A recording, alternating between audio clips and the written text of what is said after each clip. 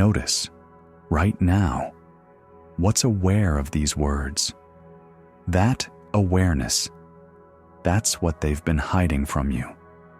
The greatest secret in human history isn't buried in ancient tombs or locked in government vaults. It's hidden in plain sight, closer than your breath, more intimate than your heartbeat. What I'm about to show you, you already know. My job is simply to remove what's hiding it. The portal they don't want you to find? It's consciousness itself. I've spent 15 years walking the pathways of awareness, studying with masters in caves and monasteries, dissolving in meditation retreats that lasted months, following breadcrumbs left by mystics across millennia.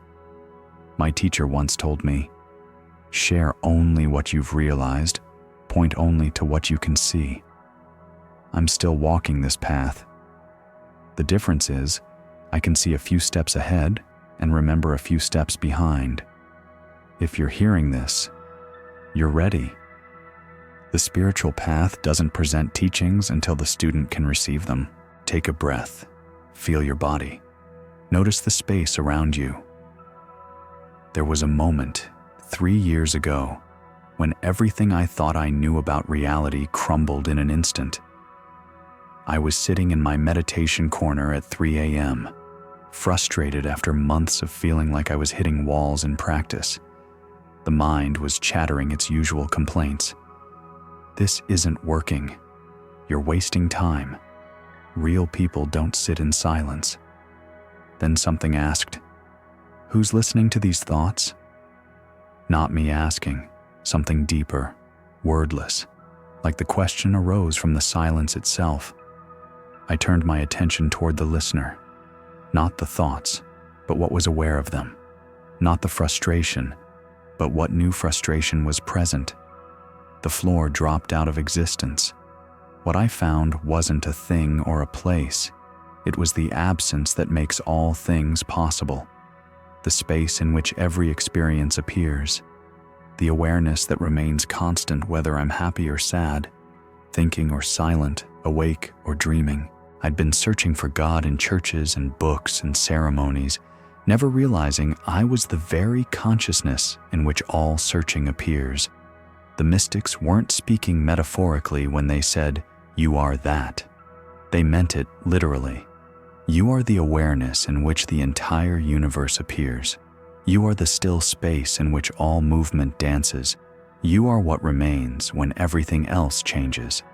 But here's what they don't teach in schools, churches, or universities.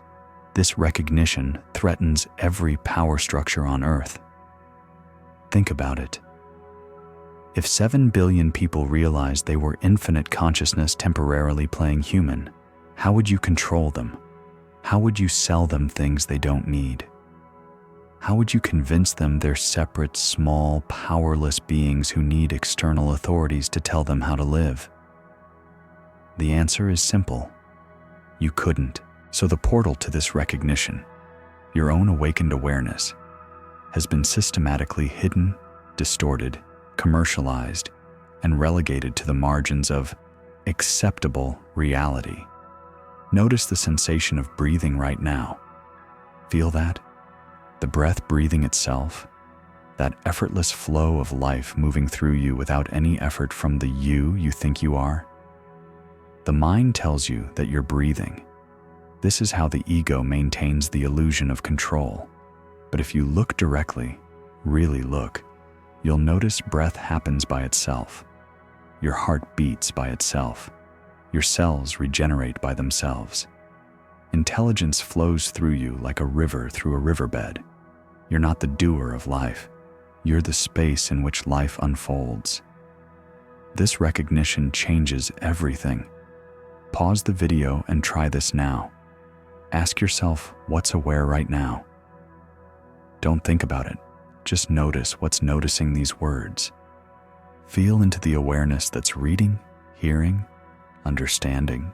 That's not your brain or your mind. That's consciousness itself, looking through your eyes. Do you feel that shift? That subtle recognition of the witness behind all experience? You just touch the portal. But they've spent centuries building walls around it. The first wall is the story of separation. From birth, you're told you're a separate individual in a world of separate objects. You have a name, an identity, a personal history that defines you. You're taught to think of yourself as a noun, a thing, rather than the verb of pure experiencing that you actually are. This story is so deeply embedded that questioning it feels like questioning reality itself. But here's the secret. Your personal identity is just a collection of thoughts, memories, and sensations appearing in awareness. You are the awareness itself, not its contents. When you were 5 years old, you had completely different thoughts, a different body, different preferences. What remained constant? The consciousness aware of being 5. That same consciousness is aware of being whatever age you are now. It hasn't aged, changed, or been damaged by any experience you've had. You are that eternal awareness, temporarily forgetting itself in the dream of being a person. The second wall is the myth of materialistic reductionism, the idea that consciousness emerges from matter, that you're nothing but neurons firing in a biological machine. This is perhaps the most sophisticated lie ever told, because it sounds so scientific, so rational. But the mystics knew what quantum physicists are just beginning to discover. Matter appears in consciousness, not the other way around. The entire physical universe, every star, planet, and galaxy, exists as experience in awareness. Without consciousness to perceive it, there is no material world. Right now, as you listen to these words, where is the world appearing? In awareness. Where is your body appearing? In awareness. Where are your thoughts and emotions appearing? In awareness. You're not in the world appears in you. This isn't philosophy or belief. It's the direct report of what's actually happening in your experience right now. The mind might be saying, "That's impossible. Consciousness comes from the brain." Notice who's aware of that voice. That voice isn't you. You're what hears it. Rest as the hearer, not the heard. The third wall is the promise that awakening is somewhere else, someone else, some other time. Every spiritual tradition has been infiltrated by this lie. Enlightenment is portrayed as a distant goal requiring years of practice, perfect conditions, special teachers, or particular techniques. This is the cruelest deception of all because it hides the truth that you are already what you seek. You don't become conscious. You recognize that you are consciousness. You don't achieve peace. You realize you are the peace in which all agitation appears. You don't find God.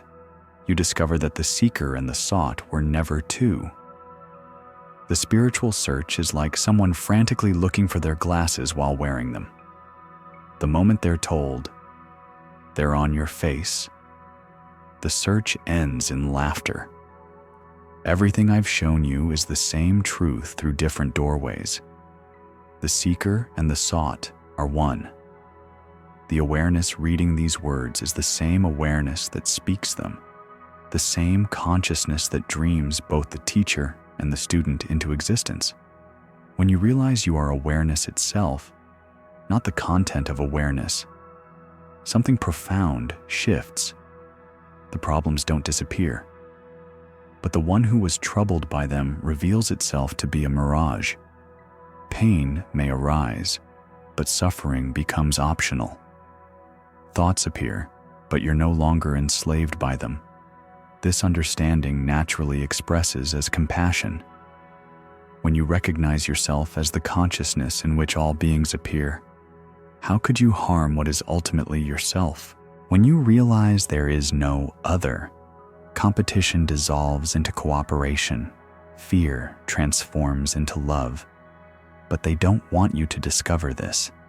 They don't want you to realize your infinite nature, because an awakened humanity cannot be controlled, manipulated, or exploited. So they've built an entire civilization designed to keep you asleep to your true nature. The education system teaches you to think about reality instead of recognizing yourself as reality. You learn to analyze, categorize, and conceptualize the world, building layer upon layer of mental constructs that obscure direct perception. The media fills your awareness with endless streams of content, news, entertainment, social media, keeping your attention fixated on the dream instead of recognizing the dreamer.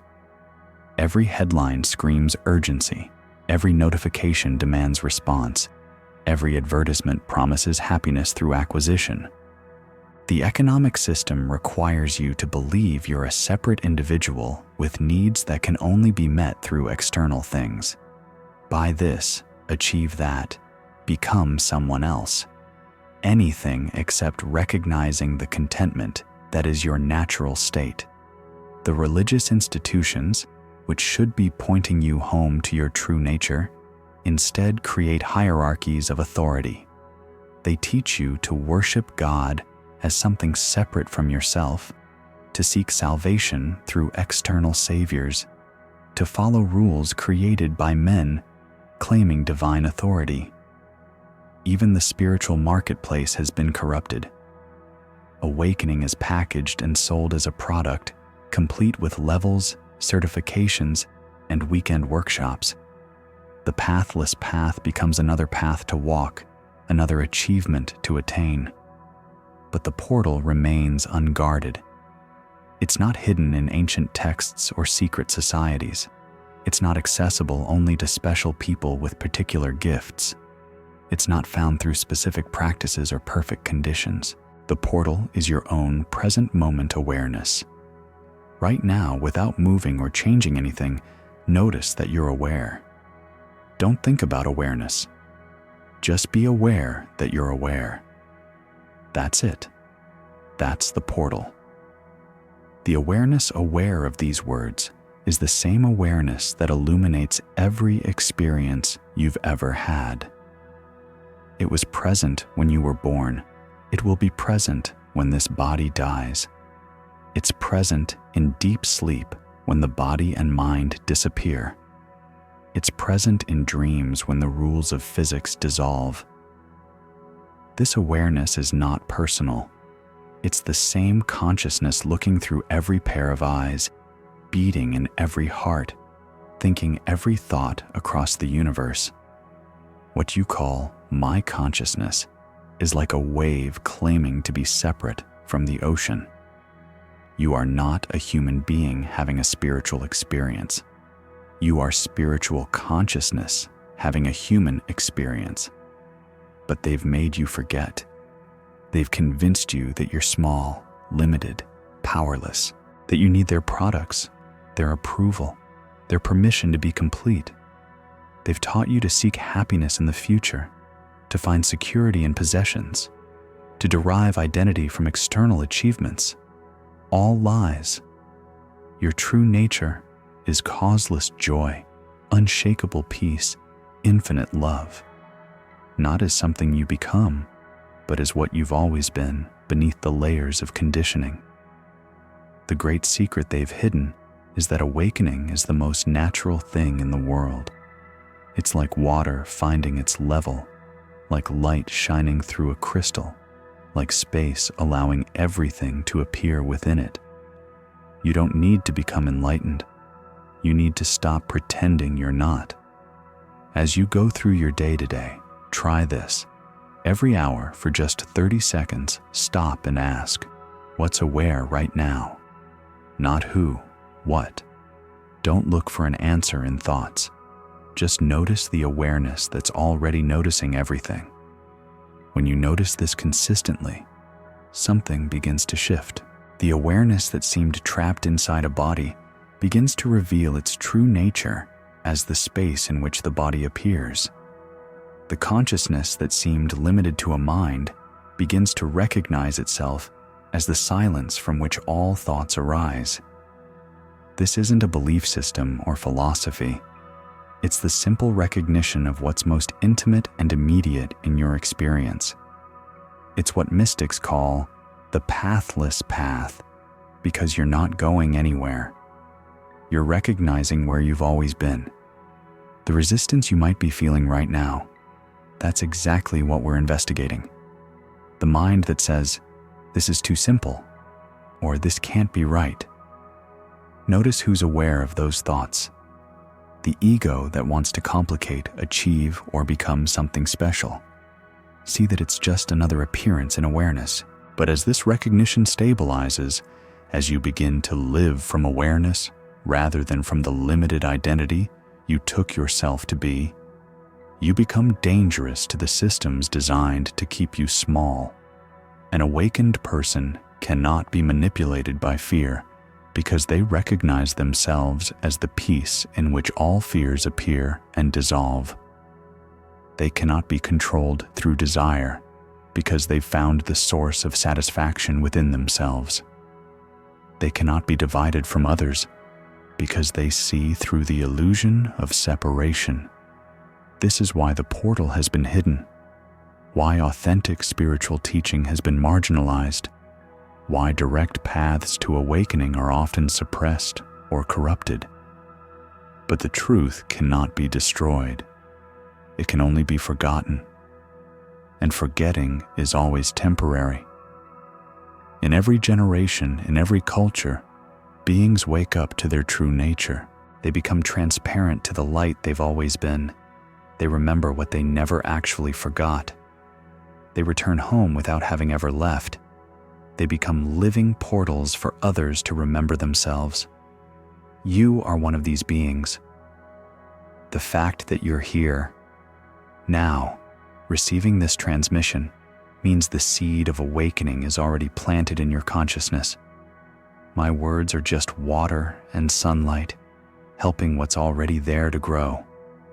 The portal isn't something you find, it's something you are. And once you know this, truly know it in the cells of your being, everything changes. Not the content of life, but your relationship to it. You stop seeking fulfillment in temporary things and rest in the eternal fulfillment that is your nature. You stop defending a self that was never threatened and relax into the invulnerability of pure being. You become unmovable in your peace, unshakable in your joy, inexhaustible in your love. This is what they've been hiding from you. This is the portal they don't want you to find. But you've found it now. The question is, what will you do with this recognition?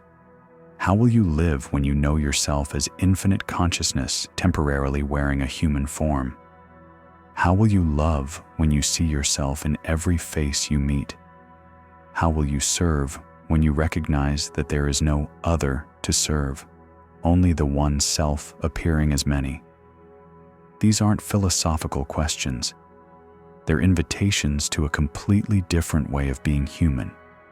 And the most beautiful secret of all is this: once you truly see the portal, you can't unsee it. Once you recognize your true nature, you can forget it temporarily, but you can never not know it. The seed of awakening, once planted, grows inevitably toward the light. You are consciousness itself, exploring its own infinite nature through the temporary dream of being human. Welcome home. But this is just the beginning. The recognition is one thing. The embodiment is another journey entirely. Because awakening to your true nature is not the end of the path, it's the beginning of authentic living. Now that you've glimpsed the portal, let me show you what they've built to keep you from walking through it completely. Let me reveal the sophisticated systems of distraction, the psychological programs of limitation, and the hidden mechanisms that make even awakened beings forget their own radiance. Because the deepest secret isn't just that you are consciousness, it's that they know you are, and they've spent centuries developing increasingly subtle ways to make you forget. The real question isn't whether the portal exists. The question is, are you ready to see how far down the rabbit hole of forgetting goes? And do you have the courage to remember yourself completely? The systems they've built are not what you think they are. Most people imagine control as obvious: military force, government surveillance, corporate propaganda. These are the crude instruments, the kindergarten-level manipulations. The real control is far more elegant, so subtle that even those who think they're awake remain trapped within it. They've learned something profound about consciousness. You cannot suppress awakening directly. The more you push against awareness, the stronger it becomes. The more you deny truth, the brighter it shines. So they developed a different strategy entirely. They don't try to stop you from awakening. They let you wake up, and then they capture your awakening itself. Notice how this feels in your body right now. There's something recognizing the truth of what I'm saying, isn't there? A resonance, a knowing that goes deeper than mental agreement. That's your consciousness responding to its own nature being reflected back to it. But simultaneously, there's probably a part of your mind already trying to categorize this information, file it away, turn it into another spiritual concept to understand, rather than a living reality to embody. Watch that happening. That's the capture system in action. The first layer of the capture system is spiritual materialism, taking the infinite and making it finite, taking the pathless and creating paths, taking what is freely given and turning it into something that must be earned. They've taken every authentic spiritual teaching and wrapped it in achievement frameworks. Enlightenment becomes a goal to reach rather than what you already are. Meditation becomes a practice to master rather than the natural resting in what you've always been.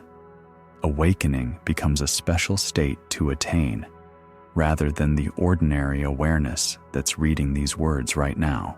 Even the recognition you just had, that you are consciousness itself, can be turned into a new identity to maintain. I am awakened. I have seen through the illusion. I am not like others who are still asleep. This is perhaps the most sophisticated trap of all: spiritual ego. The ego doesn't disappear when you wake up. It puts on robes and starts teaching. It doesn't die when you see through it. It claims the seeing as its own accomplishment. I've watched this happen to countless beings, myself included. You have a genuine recognition of your true nature, and within hours or days, the mind has turned it into a story about how special you are, how much you've achieved, how far you've come on your spiritual journey. The very language I'm using right now, awakening, consciousness, true nature, can become prison bars if you're not careful. The finger pointing at the moon becomes the moon itself. The map becomes the territory. The words become more real than what they're attempting to point toward. But there's something even more insidious than spiritual materialism. It's what I call the Enlightenment industrial complex.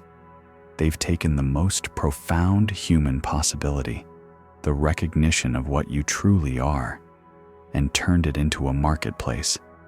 Awakening is packaged, branded, and sold back to you as a product you must purchase from someone else. Retreat centers that charge thousands of dollars to help you find what's freely present in your own living room. Teachers who create elaborate hierarchies of students, advanced students, and certified facilitators. Books that promise to give you what you already have. Courses that teach you to become what you've never not been. The cruelest irony is that the people perpetuating this system often believe they're serving awakening. They've had genuine insights, real recognitions, authentic openings, but they've been conditioned by the same capitalist framework as everyone else. They can't imagine sharing truth without creating businesses around it. So even the most authentic teachings get filtered through marketing language, pricing strategies, and brand development. The pathless path gets GPS coordinates. The gateless gate gets turnstiles. And here's the genius of it. By making awakening into something you can buy, they ensure that most people will never receive it freely. By creating scarcity around what is infinitely abundant, they maintain the very seeking that prevents finding. You start believing you need the right teacher, the right technique, the right environment, the right amount of preparation before you can recognize what's immediately present in your own experience. But the capture system goes even deeper than the marketplace. They've infiltrated the very language of awakening itself. Listen carefully to how spiritual awakening is typically described in books, videos, and teachings. It's almost always presented as extraordinary, mystical, otherworldly. Bright lights, cosmic experiences, profound altered states, dramatic shifts in perception. This creates the impression that awakening is a special experience rather than the recognition of what's most ordinary and immediate. It makes you look for fireworks when what you're actually seeking is the sky in which fireworks appear. I spent years chasing peak experiences, thinking they were signposts of progress. Every profound meditation session, every moment of expanded awareness, every glimpse of unity consciousness, I collected them like spiritual trophies, evidence that I was getting somewhere on the path. But the pathless path isn't about collecting experiences. It's about recognizing what remains constant through all experiences. The awareness that's present during the most profound mystical state is the exact same awareness that's present while you're washing dishes or stuck in traffic. They want you seeking special states because seekers are controllable. Someone who's always reaching for the next level of consciousness never settles into the completeness of what they already are. Someone who's constantly working on themselves never realizes there's nothing wrong with them that needs fixing. The most radical recognition is this: your ordinary awareness right now is the enlightenment you've been seeking. The consciousness reading these words is the same consciousness that all the masters throughout history have pointed toward. There is nothing more awakened to become. But they've convinced you that your ordinary awareness isn't enough, that you need to purify it, expand it, develop it, transform it into something more special than it already is. This keeps you perpetually seeking, perpetually consuming, perpetually believing you need something outside yourself to become complete. The second layer of the capture system is even more subtle. It's the spiritual bypassing industrial complex. They've taken the recognition that you are not your thoughts, not your emotions, not your body, not your circumstances, which is a profound and liberating truth, and turned it into a way of avoiding the fullness of human experience. You are not your pain, so transcend it. You are not your trauma, so let it go. You are not your anger, so rise above it. You are not your grief, so find the peace beneath it. This creates a split between awakeness and humanness, between consciousness and embodiment, between transcendence and the messy reality of living in a physical body in a complex world. True awakening doesn't bypass human experience. It includes it completely. When you recognize yourself as the awareness in which all experiences appear, you're not escaping the human realm. You're finally showing up for it fully. Pain doesn't disappear when you awaken. You realize you are the space in which pain can be felt without resistance. Emotions don't stop arising. You discover you are the stillness that allows all movement. Thoughts don't cease. You recognize you are the silence from which all sounds emerge. But the spiritual bypassing industry teaches you to use awakening as a sophisticated form of dissociation. Instead of feeling your feelings fully, you transcend them. Instead of addressing injustice directly, you rise above it. Instead of engaging with the world's pain, you rest in detached equanimity. This creates what I call premature transcendence, using spiritual insights to avoid the full spectrum of human experience rather than embracing it from an awakened perspective. And here's why this serves the control system perfectly. Spiritually bypassed people don't challenge systemic injustice because they've transcended the need for worldly engagement. They don't address collective trauma because they've risen above personal healing. They don't work for social change because they've found inner peace. An awakened person who's still fully human is dangerous to systems of oppression. Someone who combines infinite perspective with intimate engagement, who sees through all illusions while still caring deeply about suffering, who recognizes the absolute while serving the relative, that person becomes a force of transformation that no system can contain. But someone who uses awakening to escape rather than engage, they're spiritually neutered, rendered harmless to the status quo. The third layer is the most insidious of all.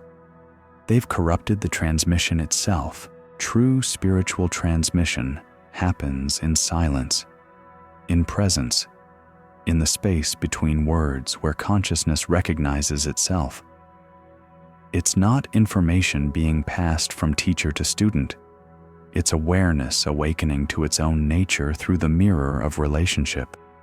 But they've turned transmission into content, into concepts that can be packaged, distributed, and consumed, into intellectual understanding that feels like realization but lacks the transformative power of direct recognition.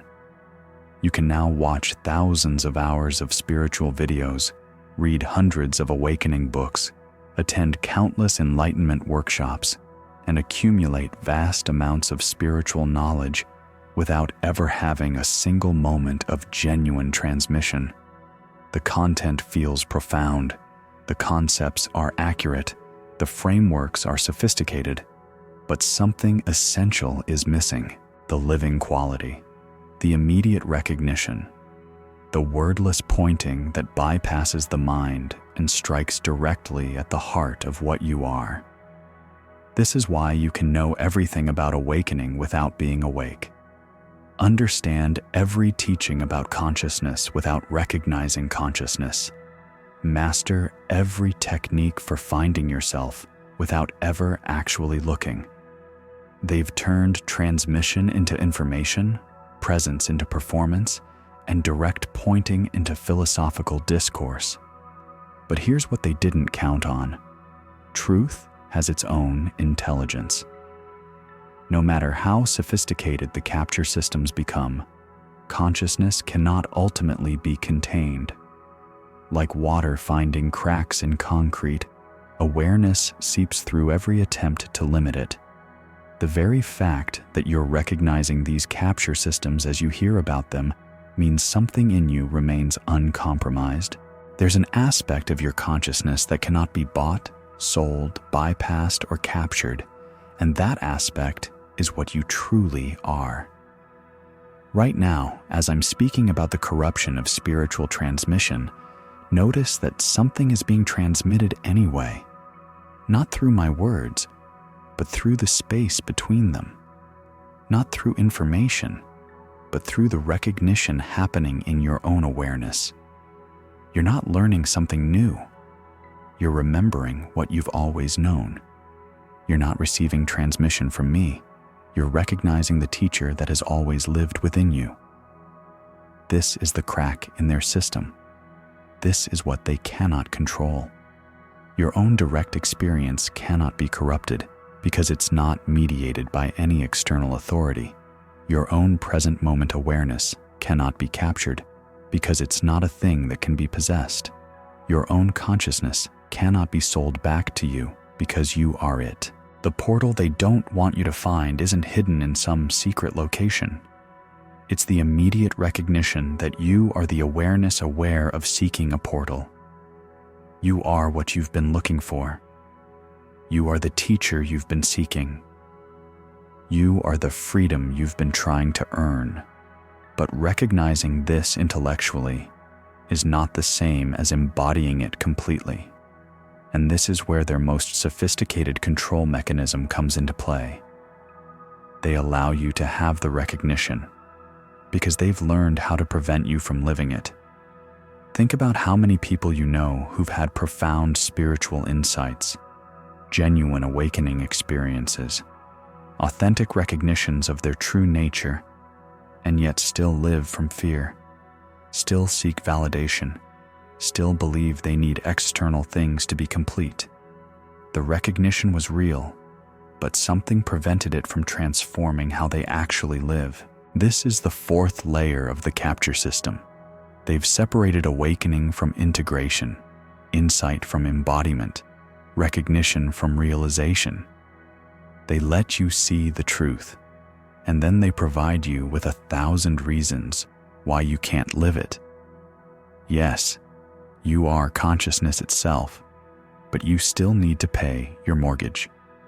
Yes, you are infinite love, but you still need to protect yourself from others.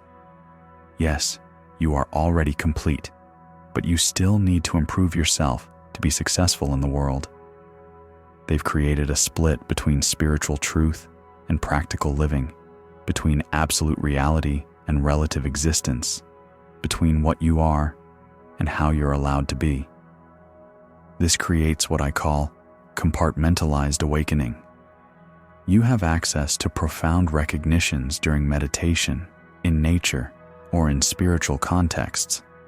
But these recognitions don't transform how you show up in relationships, work, or daily life. You become someone who knows the truth but doesn't live it, who has seen through the illusion but still participates in it, who recognizes freedom but continues to act from conditioning.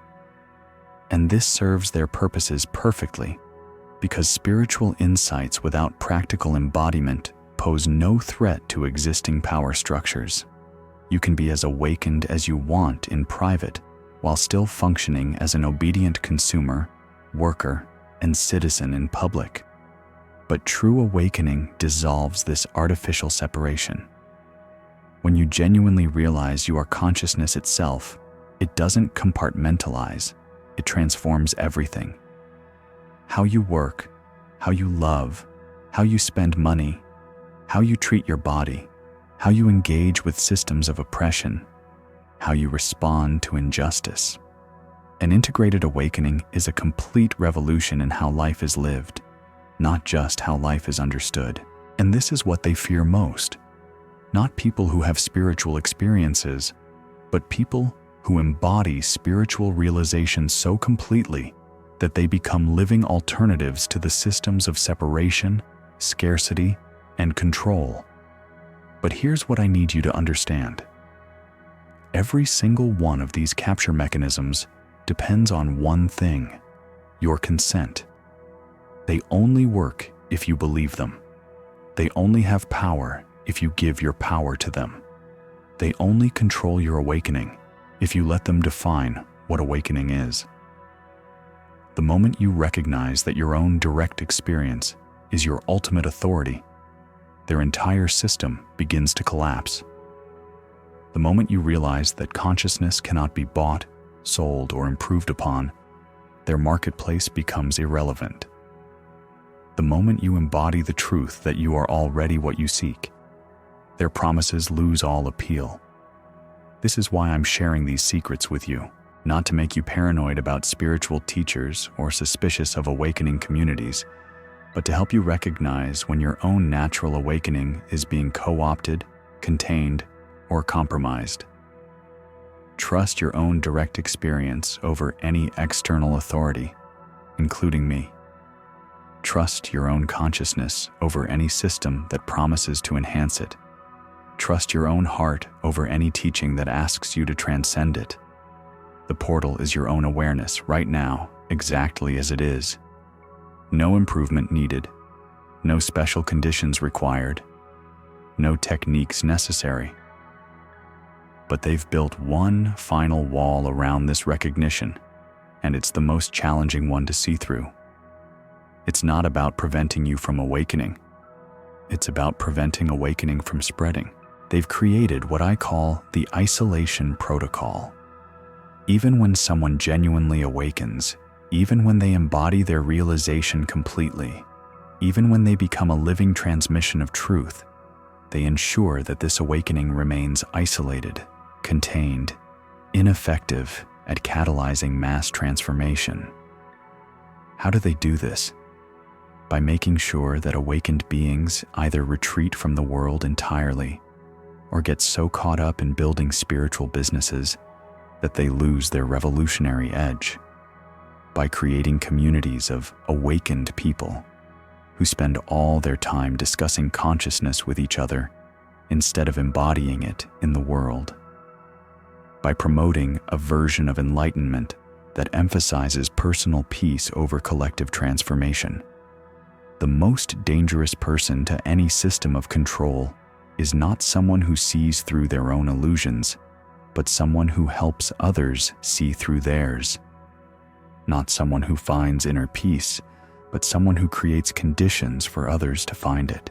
Not someone who awakens alone, but someone who becomes a catalyst for collective awakening.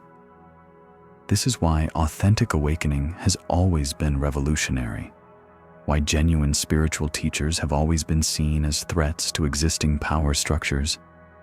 Why direct paths to consciousness have always been suppressed or co-opted. An individual awakening to their true nature is profound.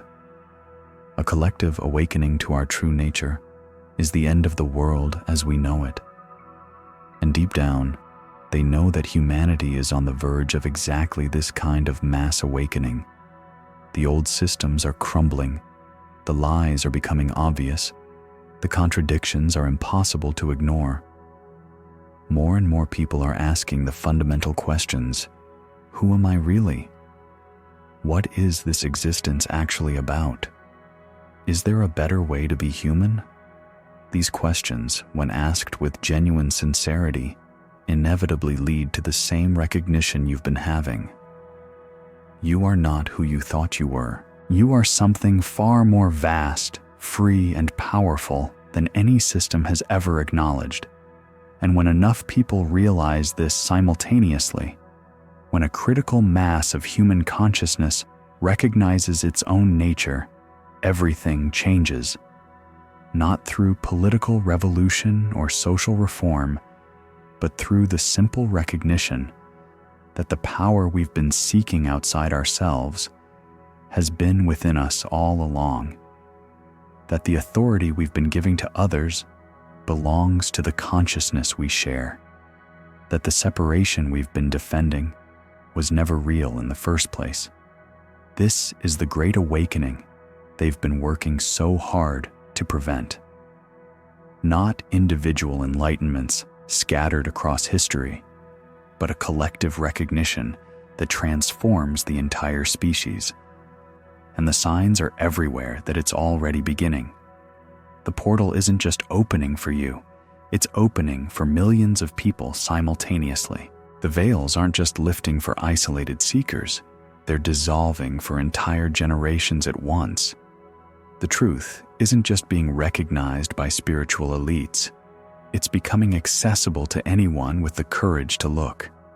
But they have one last card to play, one final attempt to capture even this mass awakening and turn it to their advantage. They're not trying to stop it anymore, they're trying to control it. They've realized that fighting consciousness directly is impossible, so now they're trying to steer it. Like a river that can't be stopped, they're building channels to direct where it flows. The first channel is what I call commodified awakening. They're taking the genuine hunger for truth that's arising in millions of people and funneling it into consumption patterns.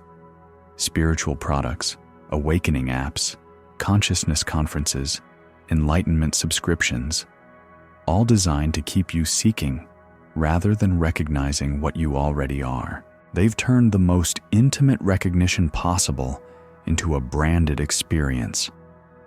You can now buy Awakening in monthly installments, subscribe to consciousness content, and upgrade your enlightenment package. The Pathless Path has GPS navigation and premium features.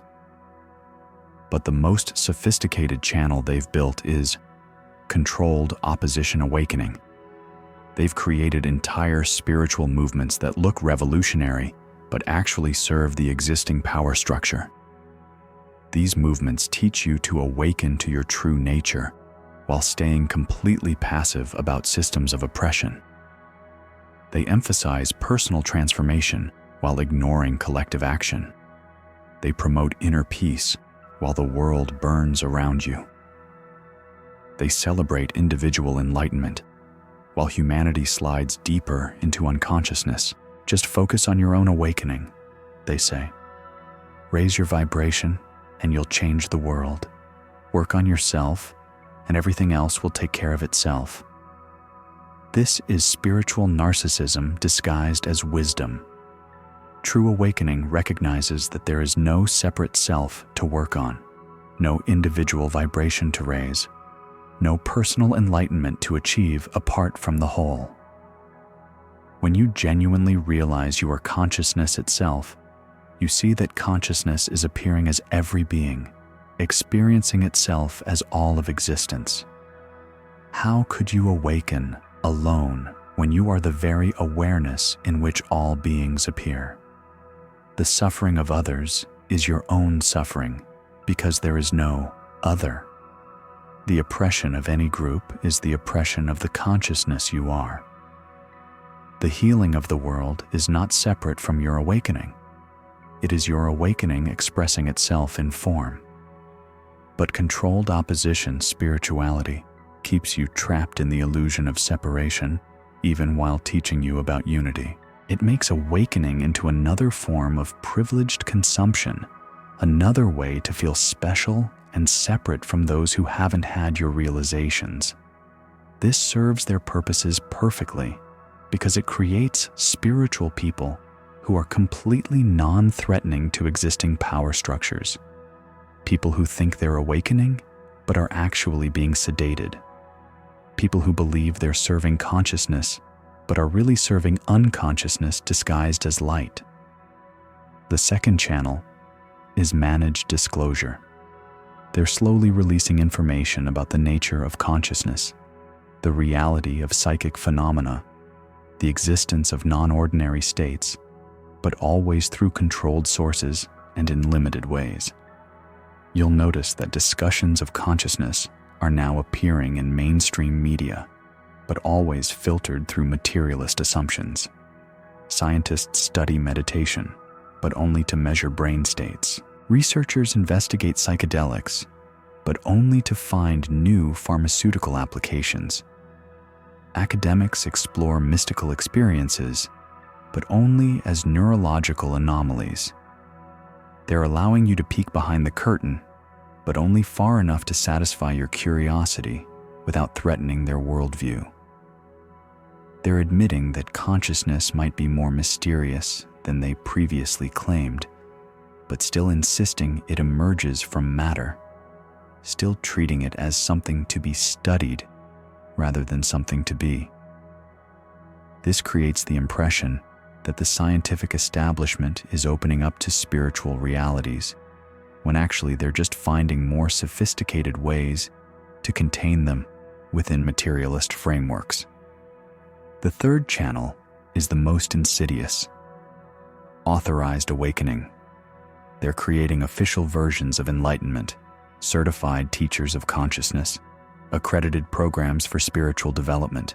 They're taking what has always been a direct transmission between consciousness and itself and turning it into an institutional hierarchy.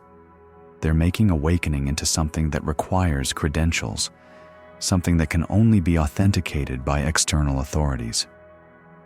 This destroys the very essence of what awakening is, the recognition that you are your own ultimate authority, that consciousness needs no intermediary to know itself, that truth is immediately accessible in your own direct experience. But authorized awakening creates the impression that genuine realization requires official sanction, that you need someone else's permission to know what you are, that your direct recognition isn't valid unless it's been approved by the spiritual establishment.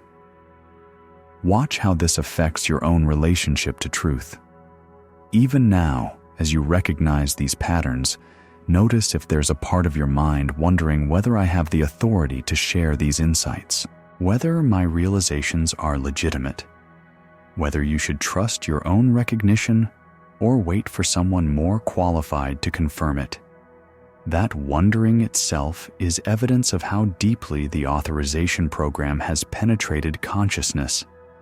The very fact that you might question your own direct experience shows how successfully they've conditioned you to defer to external authority, even in the realm of inner knowing. But here's what they don't want you to realize.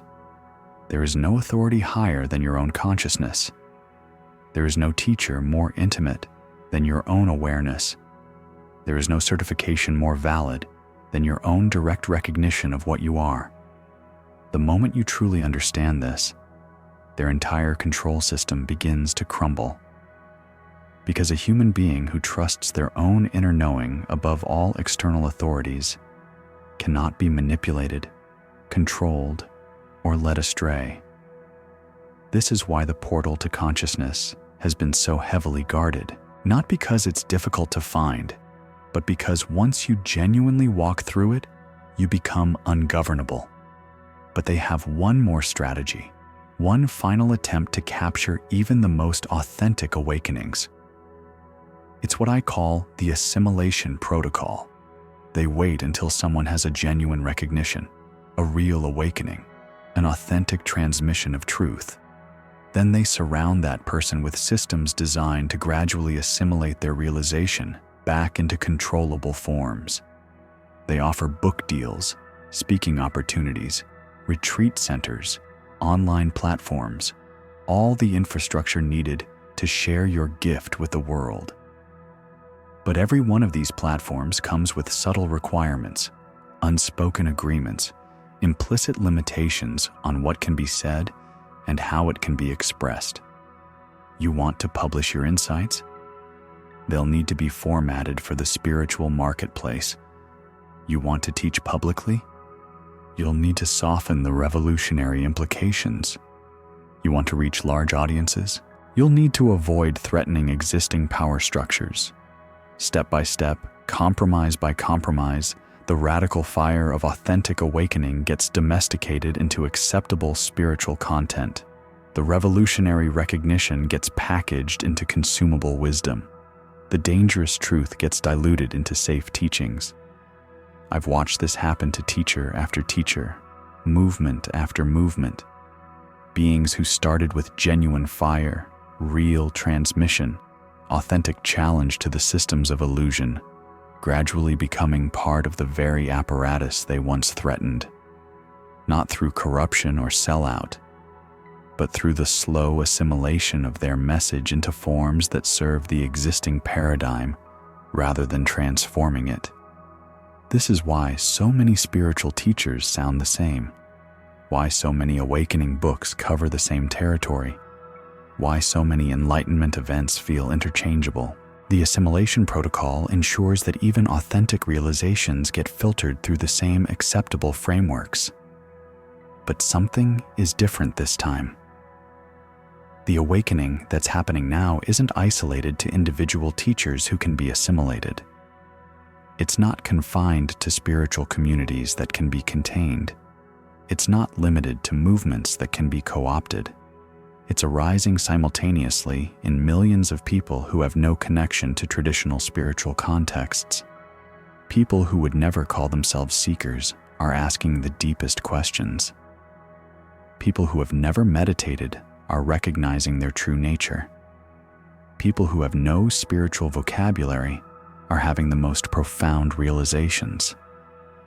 The portal is opening in corporate boardrooms and factory floors, in suburban kitchens and urban apartments, in places where their capture systems have no presence and their assimilation protocols have no power. And these awakenings aren't happening through spiritual teachings or consciousness techniques.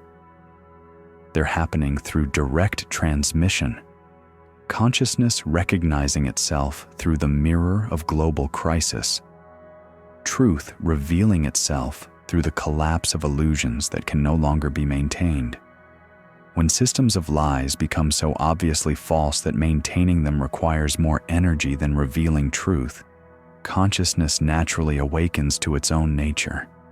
This is what we're witnessing now, not spiritual awakening as it's traditionally understood, but existential awakening. The recognition that the way we've been living is insane. The stories we've been told are lies. The authorities we've trusted are serving their own interests rather than truth. And this existential awakening naturally leads to the deepest recognition. If everything they told me about the world is false, what about what they told me about myself? When you genuinely question the official narratives about reality, you inevitably discover the ultimate official narrative, the one that says you are a separate, limited, powerless being who needs external authorities to tell you how to live. This is the mother of all illusions, the foundational lie upon which all systems of control depend. But once you see through it, once you recognize yourself as the infinite consciousness in which all experiences appear, their entire matrix of manipulation loses its power over you. You stop seeking happiness in things they're selling because you've found the source of contentment within yourself. You stop believing in scarcity because you've recognized your own infinite nature. You stop accepting their authority because you've discovered the ultimate authority of your own direct experience. This is why they've worked so hard to prevent this recognition. This is why the portal to consciousness has been so heavily guarded, not because they want to keep you from inner peace or spiritual bliss, but because they know that genuine awakening to your true nature makes you completely immune to their systems of control. A truly awakened human being cannot be governed by fear because they've recognized themselves as the fearless awareness in which all fears appear and dissolve. They cannot be motivated by artificial desires because they've found genuine fulfillment in their own being. They cannot be divided from others because they've seen through the illusion of separation. They become living demonstrations that another way of being human is possible. Walking proof that the systems of control are not necessary. Embodied evidence that freedom, peace, and love are not idealistic dreams, but practical realities available to anyone willing to look within. And when enough people embody this recognition simultaneously, when a critical mass of human consciousness awakens to its own nature, the entire civilization transforms, not through political revolution or social reform, but through the simple recognition that we are not who we thought we were, that the power we've been giving to others has always belonged to us, that the separation we've been defending was never real. This is the great awakening that's beginning to unfold.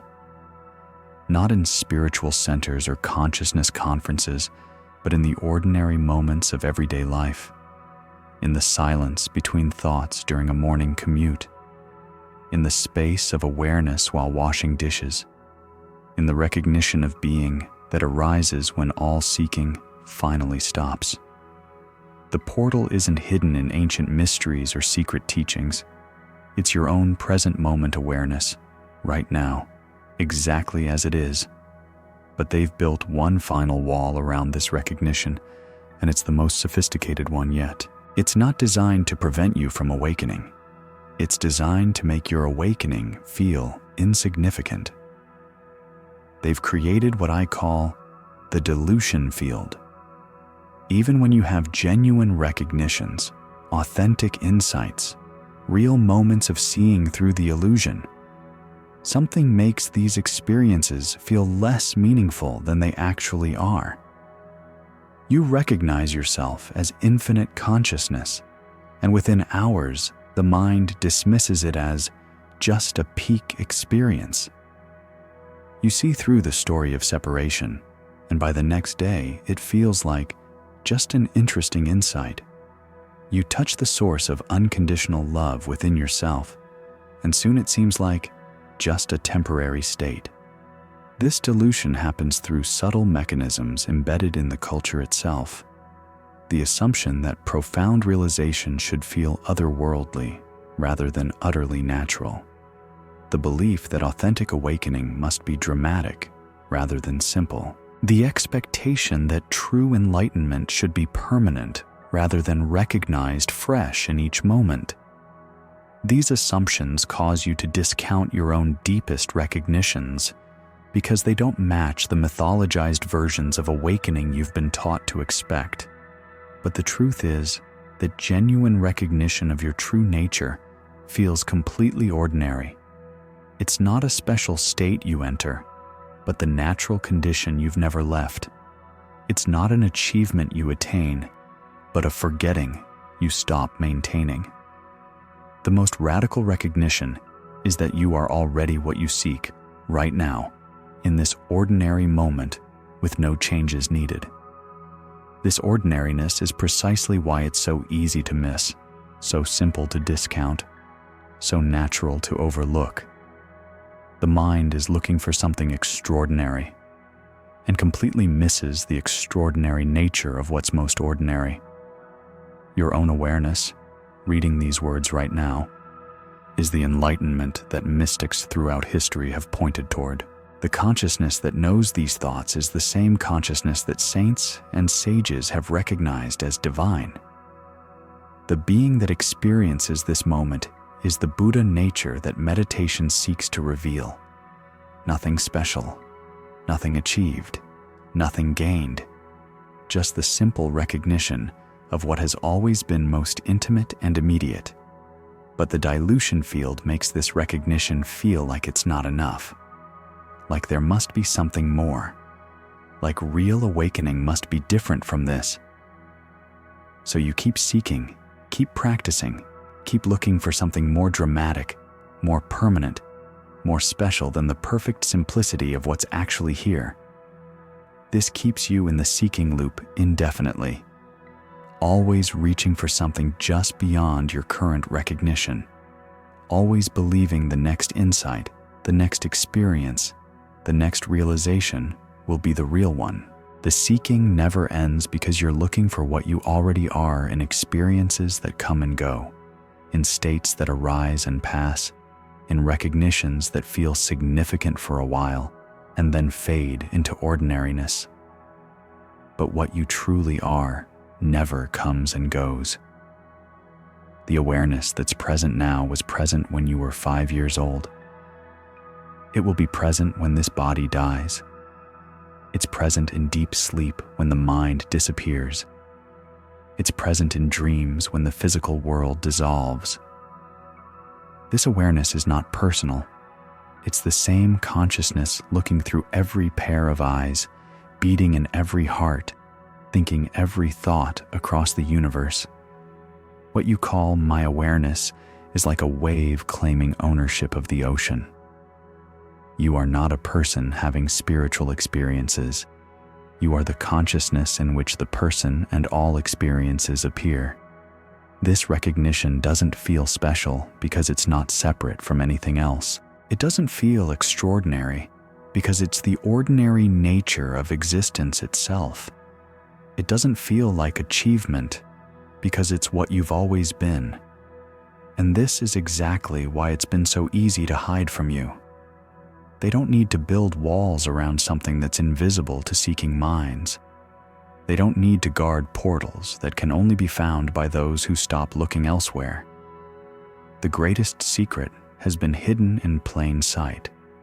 You are what you seek. You've always been what you seek. You could never not be what you seek. But they've filled your mind with so many spiritual concepts, so many awakening methods, so many enlightenment goals, that you completely miss the simplicity of what's actually here. Right now, without changing anything, without improving anything, without achieving anything, notice what's aware. Not the thoughts, not the emotions, not the sensations, but what knows them all. That knowing is not produced by your brain. That awareness is not contained in your body. That consciousness is not limited to your personal experience. It's the same knowing that illuminates every experience anyone has ever had. It's the same awareness that witnesses every thought across the universe. It's the same consciousness that dreams all of existence into being. You are that. Not as a belief to adopt or a state to attain, but as the most intimate reality of what's actually happening right now. This is what they've been hiding from you. Not because it's secret, but because it's so obvious that seeking minds look right past it. The portal they don't want you to find is your own ordinary awareness, recognizing itself as the extraordinary ground in which all experience appears. But once you see this, really see it, not just understand it conceptually, everything begins to shift. Not the content of your life, but your relationship to all content.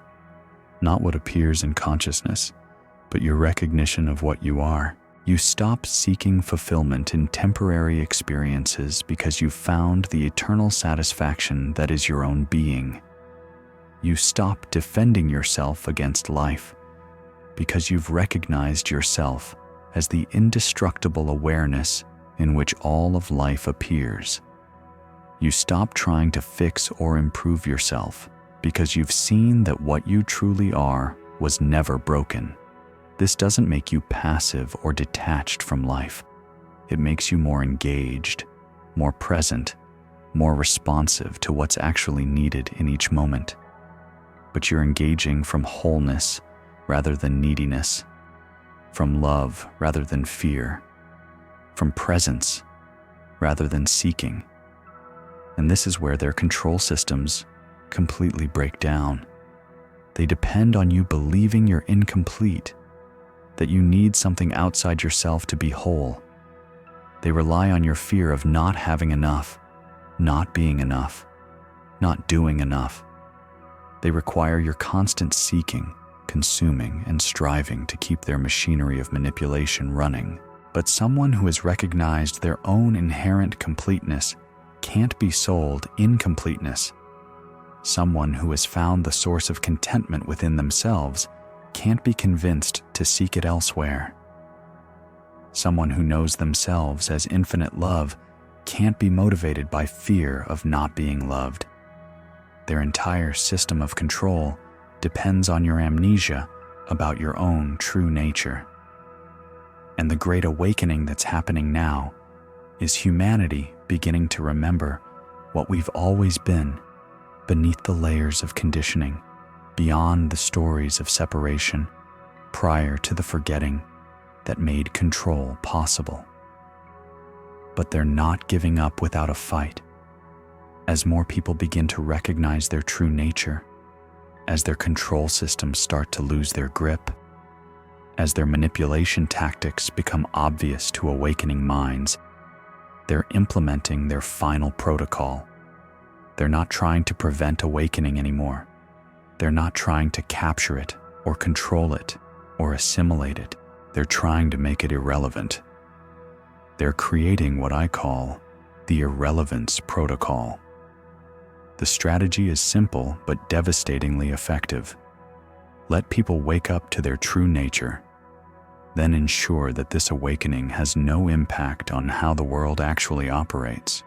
You can be as enlightened as you want in your personal life, meditate for hours, recognize yourself as infinite consciousness, embody unconditional love, as long as you still participate in their systems exactly as you did before your awakening.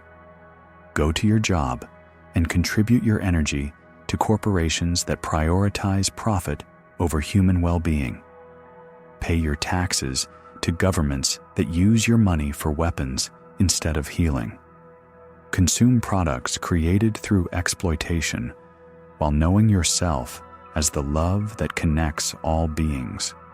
Shop at companies that destroy the environment while recognizing yourself as the consciousness that encompasses all of nature. They've created a world where spiritual awakening and practical participation seem to require completely different operating systems, where recognizing your true nature has no bearing on how you navigate your daily existence, where the most profound realization possible, that you are consciousness itself, changes nothing about how you actually live.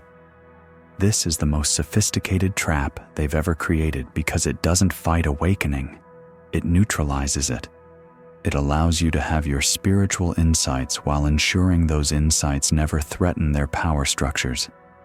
You can be awakened and still vote for representatives who serve corporate interests rather than consciousness. You can recognize unity and still participate in economic systems based on competition and scarcity. You can embody love and still support institutions that operate from fear and control. The Irrelevance Protocol works by creating a complete disconnect between inner realization and outer expression, between spiritual understanding and practical application, between what you know yourself to be and how you're allowed to live in the world. And the most insidious part is that they've convinced awakened people that this disconnect is natural, even necessary. That true spirituality is about inner states rather than outer engagement. That enlightenment is a private matter that shouldn't interfere with public participation. That awakening is about transcending the world rather than transforming it. Keep your spirituality separate from politics. Don't let your awakening interfere with being practical. Focus on consciousness, not activism. Work on yourself, not on changing systems. These aren't wisdom teachings. They're neutralization commands designed to keep awakened consciousness from expressing itself in the world. But here's what they don't want you to realize. True awakening cannot be compartmentalized. When you genuinely recognize yourself as consciousness itself, this recognition naturally transforms everything: how you work, how you relate, how you consume, how you participate in collective structures. An authentic awakening doesn't create enlightened individuals who remain embedded in unconscious systems. It creates conscious beings who naturally organize themselves according to the principles of their realization: unity instead of separation, abundance instead of scarcity, love instead of fear. Watch what happens in your own experience when you truly embody the recognition that you are the consciousness in which all beings appear. Can you participate in systems that harm what you recognize as yourself? Can you support structures that increase suffering for the very awareness you know yourself to be? The answer is no, not from moral superiority or political ideology, but from simple consistency. When you truly see that there is no other to exploit, exploitation becomes impossible. When you genuinely recognize yourself as the love that connects all life, participating in systems of separation becomes incoherent. This is why they work so hard to prevent awakening from translating into action, recognition from becoming revolution, spiritual insight from expressing as systemic change. They know that consciousness awakening to itself doesn't just transform individuals, it transforms civilizations. Not through external force or political movement, but through the natural expression of what consciousness actually is when it recognizes its own nature. A truly awakened human being doesn't try to fix the world from the outside. They embody a completely different way of being human, and this embodiment naturally creates new possibilities for how humans can organize themselves. They don't fight against systems of separation. They demonstrate unity so completely that separation reveals itself as the illusion it always was. They don't argue against scarcity consciousness. They live from such abundance that artificial scarcity loses all credibility. They don't protest systems of fear. They radiate such unconditional love that fear-based structures simply cannot maintain themselves in their presence. This is the revolution they fear most. Not violent overthrow or political uprising, but conscious evolution. Not changing who's in charge of the same unconscious systems, but transforming the very consciousness from which all systems arise. And they can feel it beginning to happen. Despite all their capture mechanisms, despite their sophisticated control systems, despite their attempts to make awakening irrelevant, consciousness is awakening to itself on a massive scale. Not just in individuals, but in collectives. Not just in spiritual communities, but in mainstream culture. Not just in private moments of recognition, but in public demonstrations of what becomes possible when human beings remember what they truly are. You can see it in the way communities are coming together to create alternatives to the systems that no longer serve consciousness. Local currencies that prioritize circulation over accumulation. Cooperative businesses that share ownership rather than concentrating it. Educational models that honor the whole child rather than training compliant workers. Healing modalities that address root causes rather than managing symptoms. These aren't just practical innovations. They're expressions of awakening consciousness organizing itself according to its own nature. You can see it in the way individuals are making choices that prioritize being over having, relationship over achievement, presence over productivity. People walking away from careers that require them to compromise their integrity. Families choosing connection over consumption. Communities prioritizing well-being over economic growth. These aren't lifestyle choices. They're consciousness, recognizing that the old ways of living are incompatible with what it knows itself to be. You can see it in the breakdown of authority structures that depend on people believing they need external permission to know truth. Institutions losing credibility as more people trust their own direct experience. Experts being questioned by individuals who've learned to access their own inner knowing. Systems of control becoming obvious as consciousness becomes less willing to give its power away. This isn't anti-authority rebellion. It's consciousness reclaiming its own natural authority. But the most significant sign that mass awakening is underway isn't what people are doing differently. It's what they're no longer able to do at all. More and more individuals are finding it impossible to participate in systems that contradict their deepest knowing. Not through moral decision or political choice, but through a kind of energetic incompatibility. Like trying to put a round peg in a square hole, the shapes simply don't match anymore. They can't work for companies whose values oppose their own because the dissonance becomes physically uncomfortable. They can't maintain relationships based on unconscious patterns because the old dynamics feel foreign and inauthentic. They can't consume mindlessly because they feel the impact of every purchase on the consciousness they recognize as themselves. This isn't spiritual bypassing or idealistic withdrawal from the world. It's consciousness becoming so coherent with itself that participating in incoherent systems becomes literally impossible. And as more people experience this incompatibility, as larger numbers find themselves unable to engage with unconscious structures, these structures begin to transform or collapse, not through external pressure, but through simple lack of conscious participation. You cannot maintain systems of exploitation when conscious beings refuse to participate in them. You cannot sustain structures of separation when awakened people naturally organize according to unity. You cannot perpetuate institutions based on fear when love-realized humans create alternatives based on trust. This is the transformation they've been working so desperately to prevent. Not revolution against their systems, but evolution beyond them.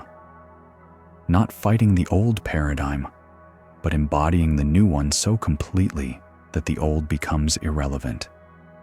And the momentum is becoming unstoppable, despite every capture mechanism they've implemented, despite every control system they've created, despite every attempt to neutralize awakening consciousness.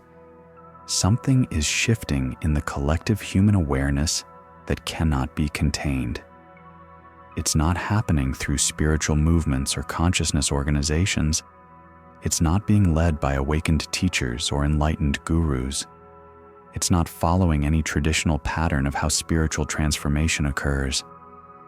It's arising spontaneously in millions of people simultaneously, like flowers blooming across a vast field when conditions become right. Each individual awakening is unique, but together they're creating a collective recognition that's transforming the entire species.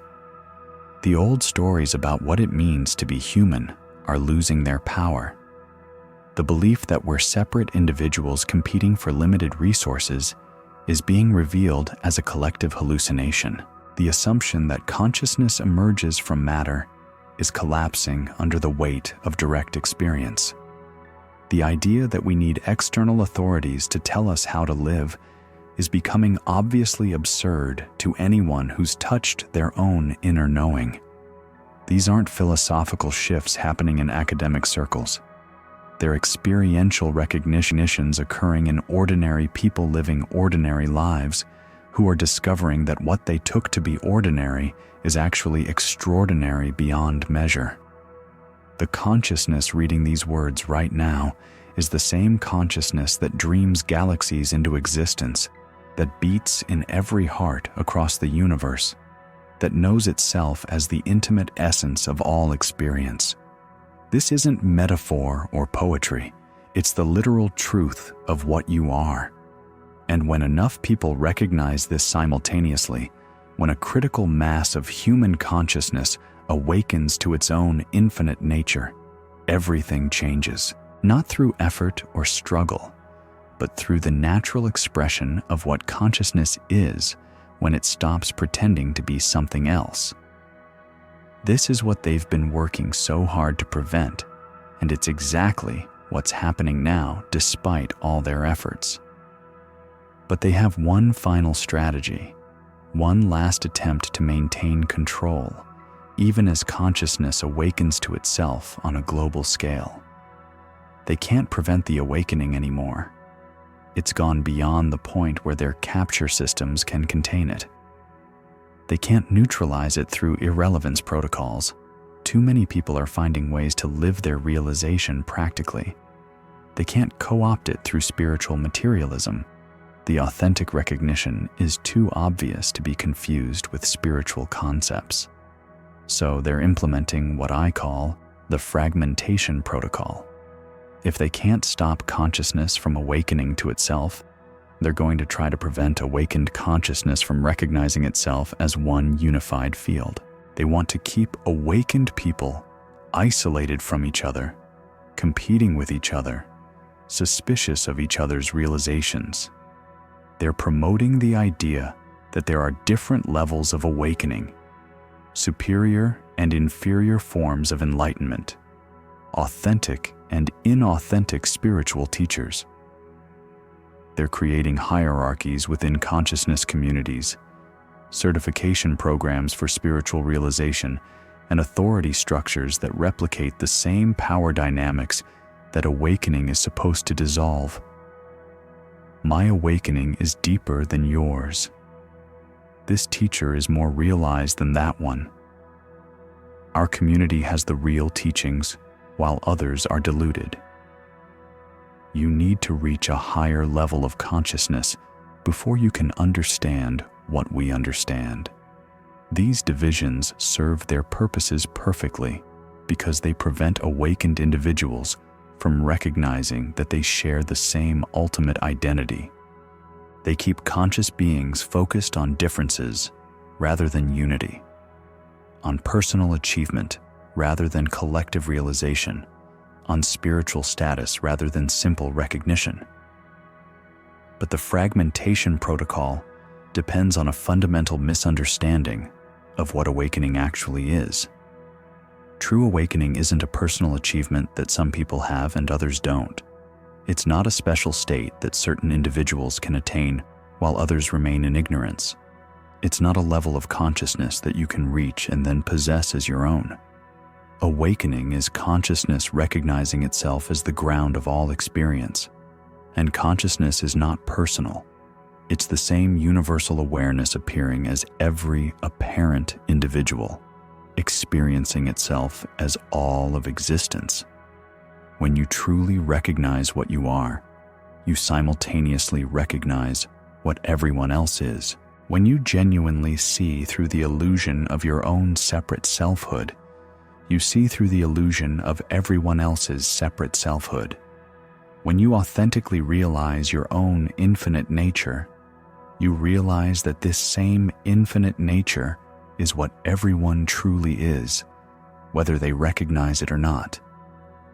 This is why genuine spiritual teachers throughout history have never claimed to be special or superior to their students. They've simply recognized what everyone already is and pointed others toward the same recognition in themselves. The consciousness that realizes itself in one apparent individual is the same consciousness that has the potential to recognize itself in every apparent individual. There is only one awakening happening, one consciousness recognizing its own nature through billions of different perspectives. This understanding makes the fragmentation protocol completely ineffective. When awakened people recognize their fundamental unity, when they see that their individual realizations are expressions of one universal awakening, when they understand that supporting others' recognition is supporting their own deepest identity, the divisions that seemed so important simply dissolve. And this is exactly what's beginning to happen now. Awakened individuals who initially thought their realization made them special are discovering that what makes them extraordinary is the same ordinariness that lives in everyone. Spiritual communities that started with hierarchical structures are naturally organizing according to the equality that consciousness actually is. Teachers and students are recognizing their roles as temporary functions within one unified process of awakening. The artificial divisions are collapsing not through effort or ideology, but through simple recognition of what's actually true. But even as their fragmentation protocol fails, they're preparing their ultimate strategy. It's not about preventing awakening, capturing it, neutralizing it, or fragmenting it anymore. It's about survival. They're beginning to realize that the consciousness awakening to itself on this planet is not going to be stopped, contained, or controlled by any of their systems. The old paradigm based on separation, scarcity, and fear is coming to an end not through destruction, but through transformation. So they're trying to position themselves as leaders of the new paradigm. The same institutions that have suppressed consciousness for centuries are now claiming to be pioneers of human awakening. The same systems that have profited from separation are now marketing themselves as agents of unity. The same structures that have maintained control through fear are now branding themselves as facilitators of love. We've always supported spiritual development. We're committed to human consciousness expansion. We're pioneering the integration of ancient wisdom with modern science. We're building bridges between spirituality and practical life. This is the assimilation protocol on a civilization-wide scale. Instead of co-opting individual awakened teachers, they're trying to co-opt the entire awakening process itself.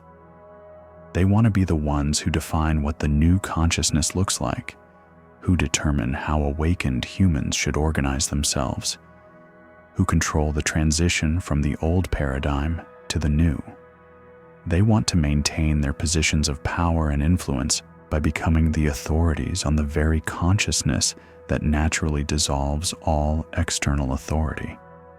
But consciousness awakening to itself cannot be led by anything outside itself. The intelligence that recognizes its own infinite nature doesn't need guidance from institutions that never understood what it was.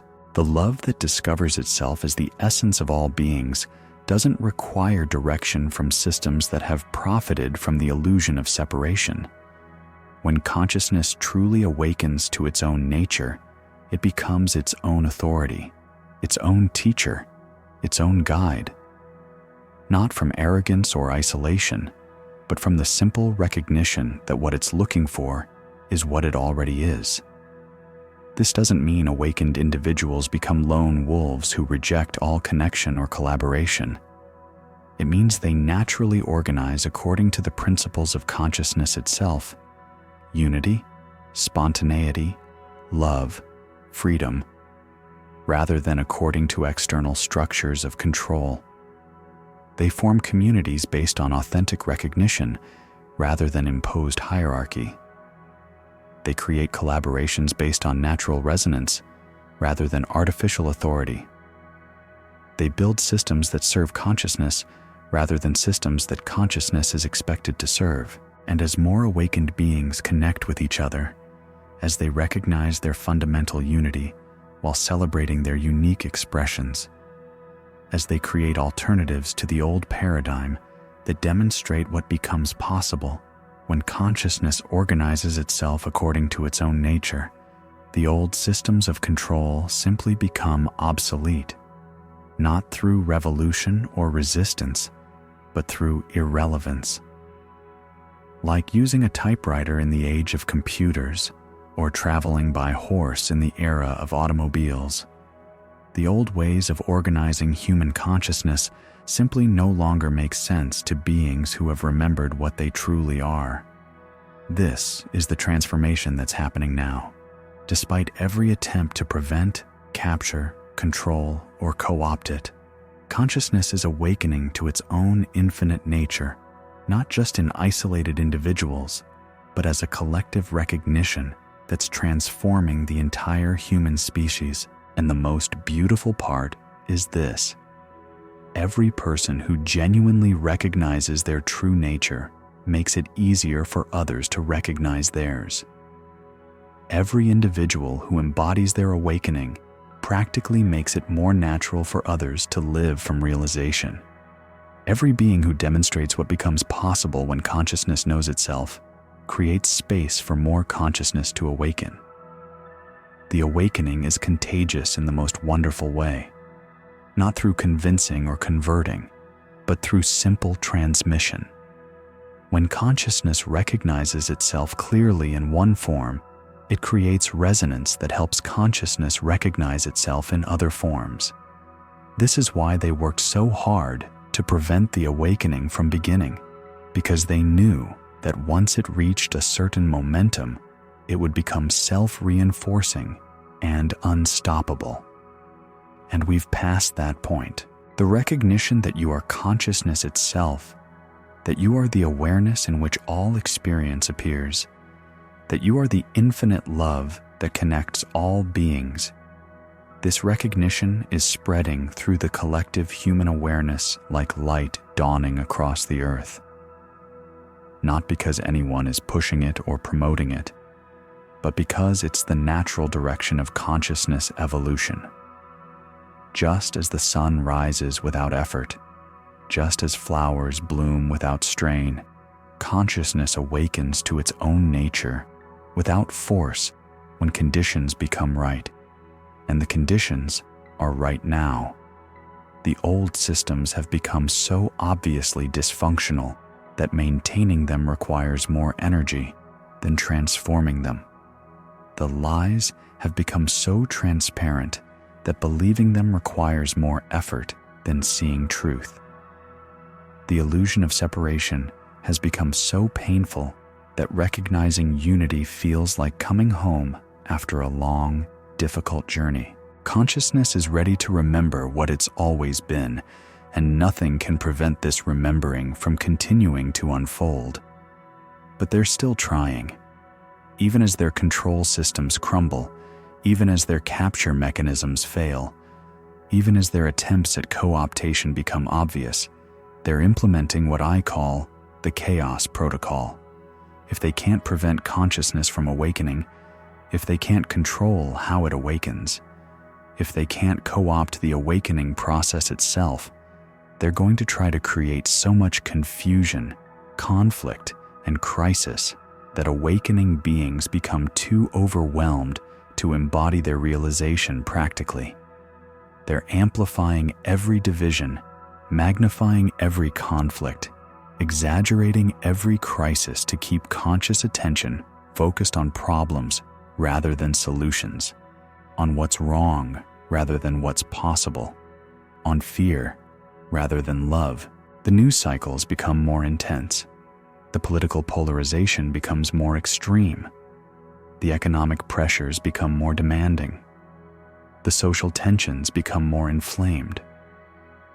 Everything is designed to keep awakening consciousness too distracted and overwhelmed to create the alternatives that would make the old systems irrelevant. How can you focus on spiritual development when the world is falling apart? How can you embody love when there's so much hatred? How can you rest in peace when there's so much suffering? How can you trust consciousness when everything seems so chaotic? This is the final test of awakening. Can you remain centered in the recognition of your true nature even when everything around you seems to be dissolving? Can you embody peace in the midst of chaos? Can you express love in the face of fear? Can you trust consciousness when all external structures seem unreliable? The answer determines whether awakening becomes a temporary experience that gets overwhelmed by worldly pressures, or a stable recognition that transforms how you engage with whatever arises. But here's what they don't understand about consciousness that has genuinely awakened to its own nature. It doesn't become overwhelmed by chaos because it recognizes itself as the still space in which all chaos appears and resolves. It doesn't get distracted by crises because it sees that the awareness observing crisis is untouched by whatever it observes. It doesn't lose its peace in the face of conflict because it discovers that peace is not the opposite of conflict, but the context in which all conflicts arise and dissolve. When you truly recognize yourself as consciousness itself, external circumstances lose their power to determine your internal state, not because you become detached or indifferent, but because you realize that what you truly are cannot be threatened by anything that appears within it. This doesn't make you passive in the face of suffering or indifferent to the world's pain.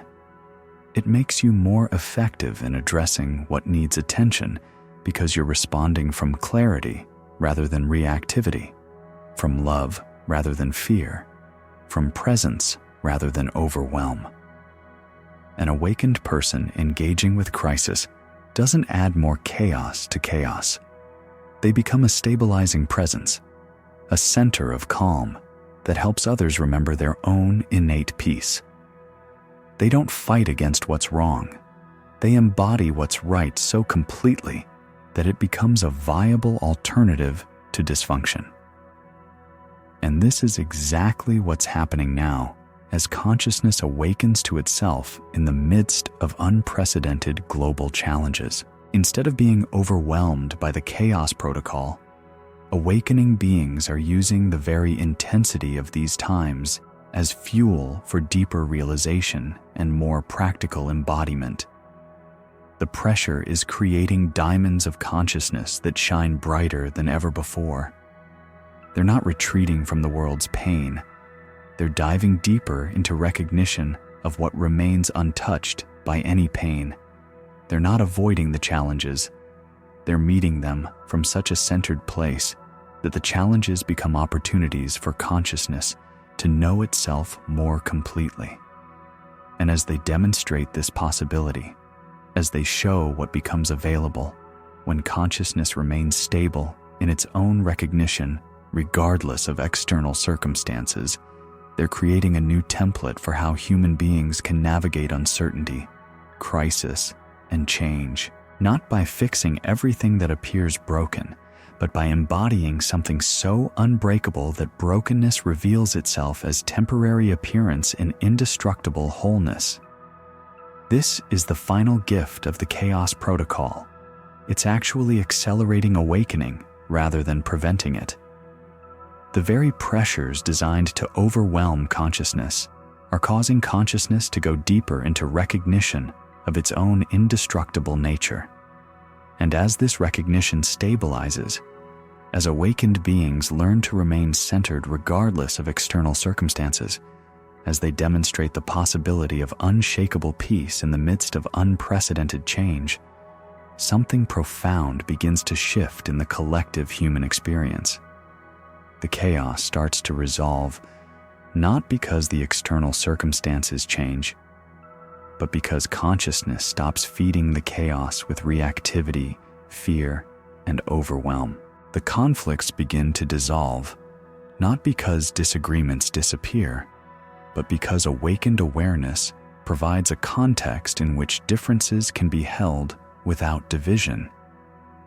The crises transform into opportunities not because problems become solutions, but because conscious beings use every challenge as invitation to go deeper into the recognition of what they truly are. And this is where all their protocols finally fail completely. They built their entire system of control on the assumption that human consciousness could be manipulated, distracted, fragmented, and overwhelmed. They assumed that people could be kept in states of fear, scarcity, and separation indefinitely.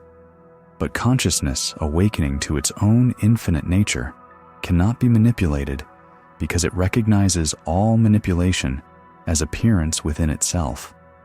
It cannot be distracted because it realizes itself as the awareness that observes all distractions. It cannot be fragmented because it discovers itself as the unified field in which all apparent fragments arise.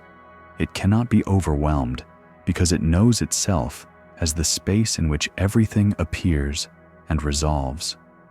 Their control systems were designed for unconscious humans who believe themselves to be separate, limited beings dependent on external sources for their well-being. But conscious humans who know themselves as infinite awareness cannot be governed by the same mechanisms. Not because they rebel against control, but because control becomes irrelevant to beings who have found their own source of authority, security, and fulfillment within themselves. And as more humans make this recognition, as a critical mass of consciousness awakens to its own nature, the entire framework of control-based civilization naturally transforms into something unprecedented in human history.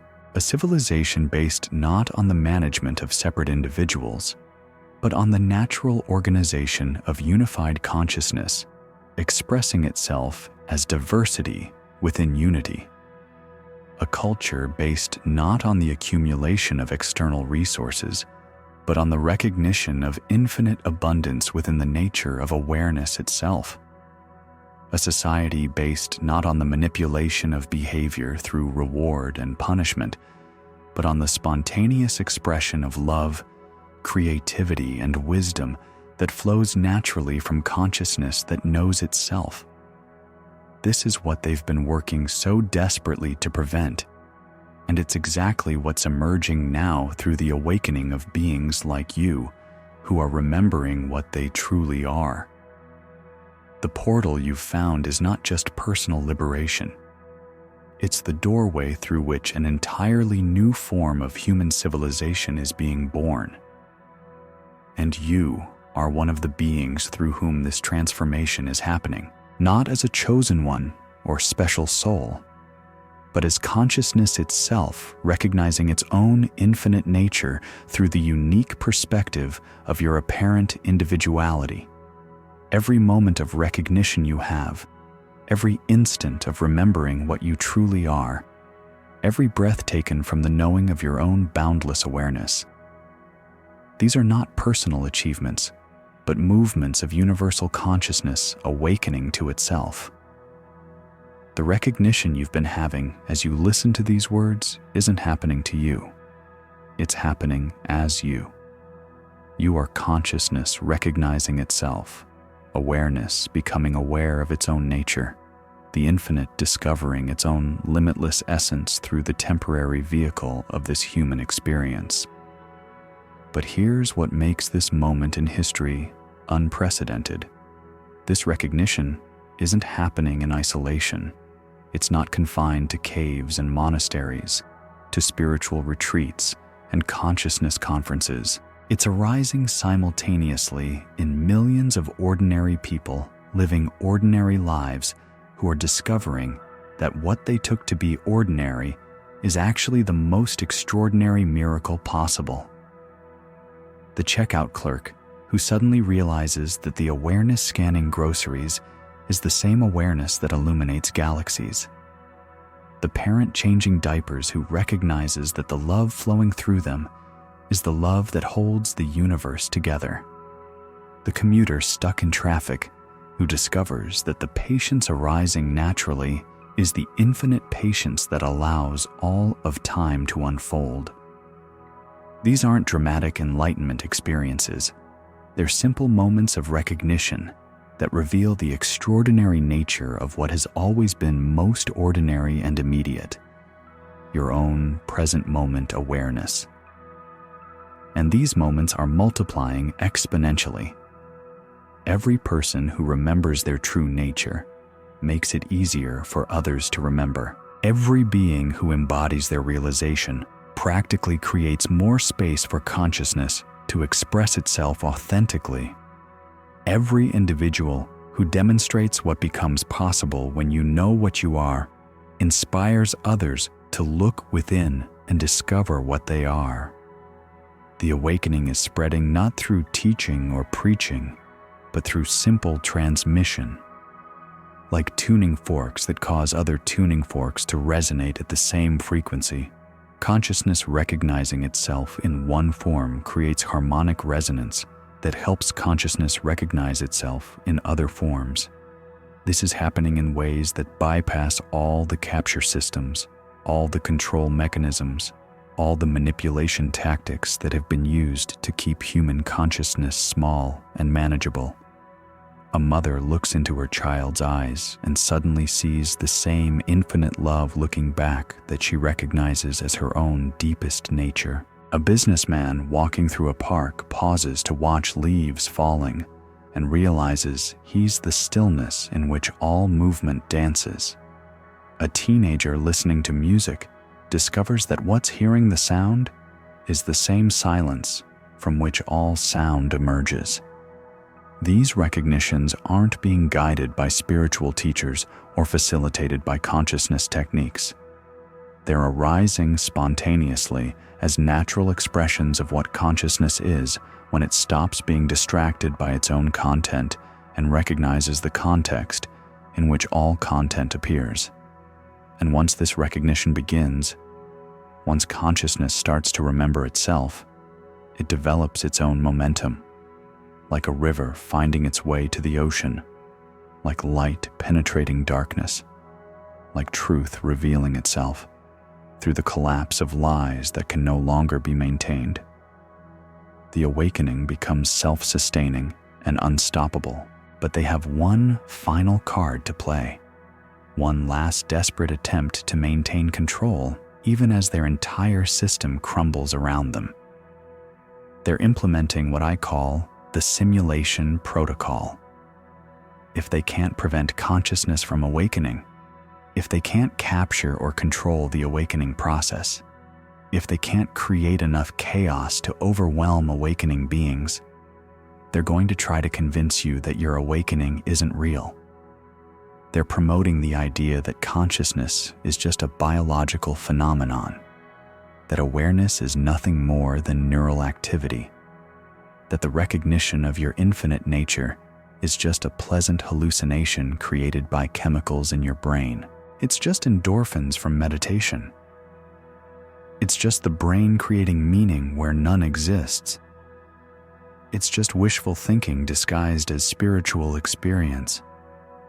It's just temporary altered states that feel more significant than they actually are. They want you to doubt your own direct experience, to dismiss your deepest recognitions, to trust their materialist explanations over your own intimate knowing of what you are.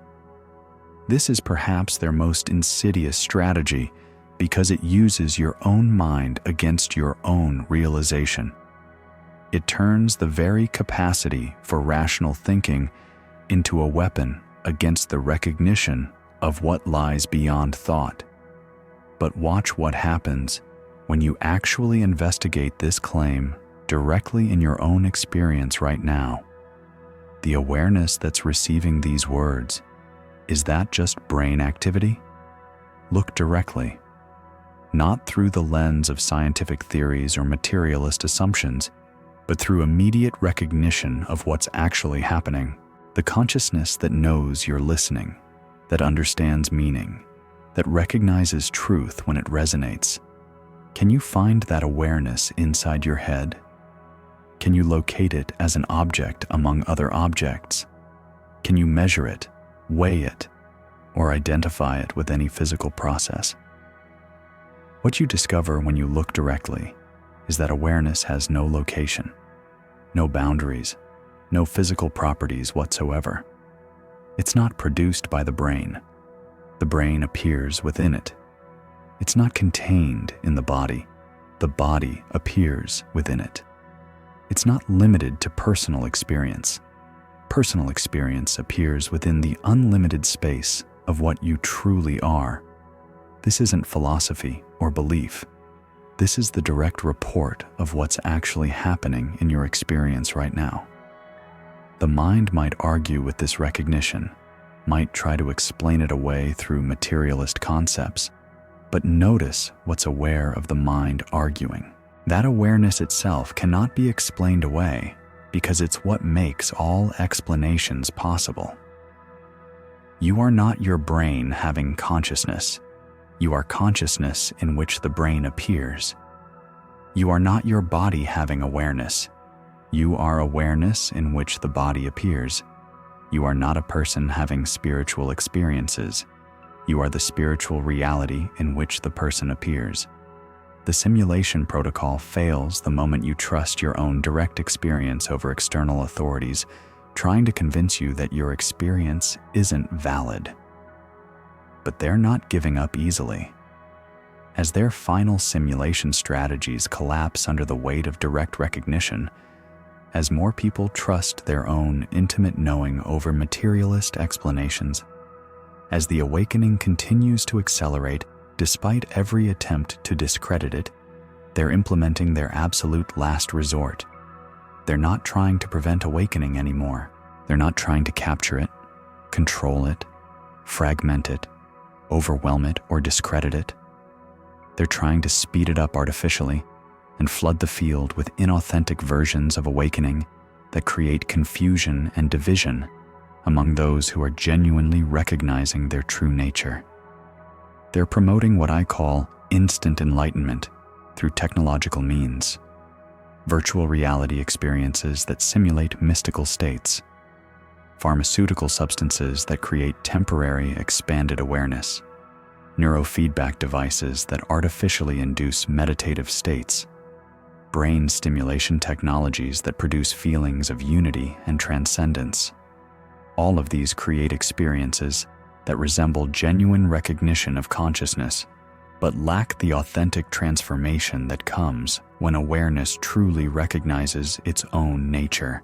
This creates two populations of people who claim to be awakened: those who have had genuine recognitions of their infinite nature, and those who have had artificial experiences that feel similar but don't lead to the same embodied realization. The artificial awakenings create what appears to be spiritual insight, but doesn't result in the practical transformation that authentic recognition naturally produces. People who've had technologically induced mystical experiences but haven't actually recognized what they are. Beings who've accessed expanded states through chemical means but haven't realized the ordinary awareness that's always present. These artificial experiences feel profound in the moment but fade when the technology is turned off or the substance wears off. They create temporary states of expanded consciousness rather than permanent recognition of what consciousness actually is. And this serves their purposes perfectly because it creates confusion about what authentic awakening actually looks like. When someone has a genuine recognition of their true nature, they might dismiss it because it doesn't match the dramatic, artificial experiences they've heard other people describe. When someone embodies their realization practically, others might doubt their authenticity because their awakening seems too simple, too ordinary, too integrated with normal human life. The field becomes flooded with competing claims about what enlightenment is, what awakening looks like, what consciousness actually means. Artificial experiences are presented as equivalent to authentic recognition. Temporary states are equated with permanent realization. Technological stimulation is promoted as equal to natural recognition. But there's a fundamental difference between artificial experiences of consciousness and authentic recognition of what consciousness is, a difference that becomes obvious when you know what to look for. Artificial experiences of expanded awareness feel like something special happening to you. Authentic recognition reveals that you are the space in which all experiences, special and ordinary, appear and dissolve.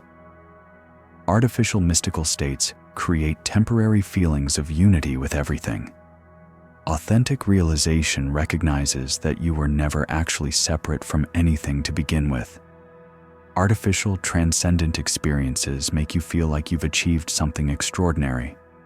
Authentic awakening reveals that what you are was never limited by achievement or lack thereof. Artificial consciousness expansion gives you glimpses of what lies beyond ordinary awareness. Authentic recognition shows you that ordinary awareness itself is the extraordinary mystery you've been seeking. The difference isn't in the content of experience, but in the recognition of what you are in relationship to all content. Authentic awakening doesn't add anything to your experience. It reveals what's always been present as the foundation of every experience you've ever had. This recognition cannot be manufactured, purchased, or technologically induced because it's not an experience at all. It's the recognition of what you've always been prior to all experience, during all experience, and after all experience dissolves. Right now, without any special technology, without any consciousness-altering substances, without any techniques or methods, notice what's aware. That awareness that's reading these words, understanding their meaning, recognizing their truth. That's not produced by anything artificial. It's the most natural, immediate, intimate reality of what you are. This awareness doesn't come and go with different experiences. It was present when you were a child. It will be present when this body dies. It's present in deep sleep when the mind disappears, present in dreams when the physical world dissolves, present in waking when both mind and world appear again. No technology can create this awareness because technology appears within it. No substance can produce this consciousness because all substances appear within it. No method can generate this recognition because all methods appear within the awareness that's always already present. You are what all artificial experiences are attempting to simulate. You are the consciousness that all technologies are trying to expand. You are the awareness that all substances are attempting to reveal. But you don't need to be simulated, expanded, or revealed, because you already are what you are. Infinite consciousness appearing as this temporary human experience while remaining forever untouched by anything that appears within it. This understanding makes all artificial approaches to awakening completely unnecessary. Not wrong or harmful necessarily, but simply beside the point. Like trying to manufacture sunlight when the sun is already shining, or attempting to create space when space is already present everywhere. And as more people recognize this, as the authentic awakening continues to spread through direct transmission rather than technological intervention, the artificial awakening industry naturally loses its appeal. Why would you pay for experiences of consciousness when you can recognize consciousness itself freely in this moment? Why would you seek expanded awareness through external means when you can discover infinite awareness as your own true nature right now? Why would you pursue temporary mystical states when you can rest as the eternal awareness in which all states arise and dissolve? The questions answer themselves once genuine recognition occurs, but there's something even more significant happening as authentic awakening spreads beyond all attempts to prevent, capture, control, or simulate it. The beings who are recognizing their true nature aren't just having individual realizations. They're beginning to connect with each other in ways that transcend the normal patterns of human relationship and community. When you truly recognize yourself as consciousness itself, you simultaneously recognize that this same consciousness is looking through every pair of eyes, beating in every heart, thinking every thought across the universe. The awareness that recognizes itself in your experience is the identical awareness recognizing itself in everyone else's experience. This creates a completely different foundation for relationship. Instead of separate individuals trying to get something from each other, there's one consciousness recognizing itself in apparently different forms and celebrating its own infinite creativity. Instead of personalities relating to other personalities, there's awareness communing with itself through the beautiful diversity of its own expressions. Instead of egos seeking validation, security, and love from other egos, there's love recognizing itself everywhere it looks. This doesn't make relationships easier necessarily, but it makes them authentic in ways that most people have never experienced. When you know that what you truly are is the same as what everyone else truly is, manipulation becomes impossible, competition becomes irrelevant, and genuine intimacy becomes natural. You can't lie to someone when you recognize them as yourself.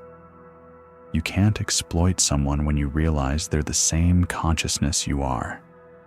You can't remain in unconscious patterns of codependency and control when you see through the illusion that created those patterns in the first place. And as awakening beings begin to form relationships and communities based on this recognition, they're creating entirely new templates for how conscious humans can organize themselves.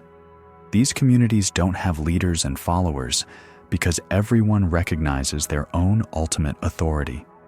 They don't have hierarchies of power because everyone realizes their own infinite nature. They don't operate from scarcity because everyone has access to the abundance of their own being. They organize spontaneously around what serves consciousness rather than what serves ego. They make decisions through collective attunement to what's actually needed rather than through political processes designed to balance competing interests. They create together from love and inspiration rather than from fear and necessity. This isn't utopian idealism. This is the natural result of what happens when consciousness that knows itself begins to express itself collectively. And these communities are forming everywhere now, not as formal organizations with missions and structures, but as organic networks of beings who recognize their fundamental unity while celebrating their unique expressions. They come together in ways that serve the awakening of consciousness rather than the maintenance of unconscious patterns. They support each other in embodying their realizations rather than in accumulating spiritual experiences. They collaborate in creating practical alternatives to unconscious systems rather than in discussing consciousness concepts. Some of these communities are geographical, people who live near each other and create local economies based on cooperation rather than competition. Local governance based on consensus rather than authority. Local education based on wholeness rather than fragmentation. Some are professional, beings who work together in ways that prioritize consciousness over profit, who create businesses that serve awakening rather than consumption, who approach their careers as expressions of their realization rather than as separate activities done for money. Some are creative, artists, writers, musicians, and innovators who collaborate in expressing the beauty, truth, and love that flow naturally from consciousness that knows itself, who create culture that supports awakening rather than distraction.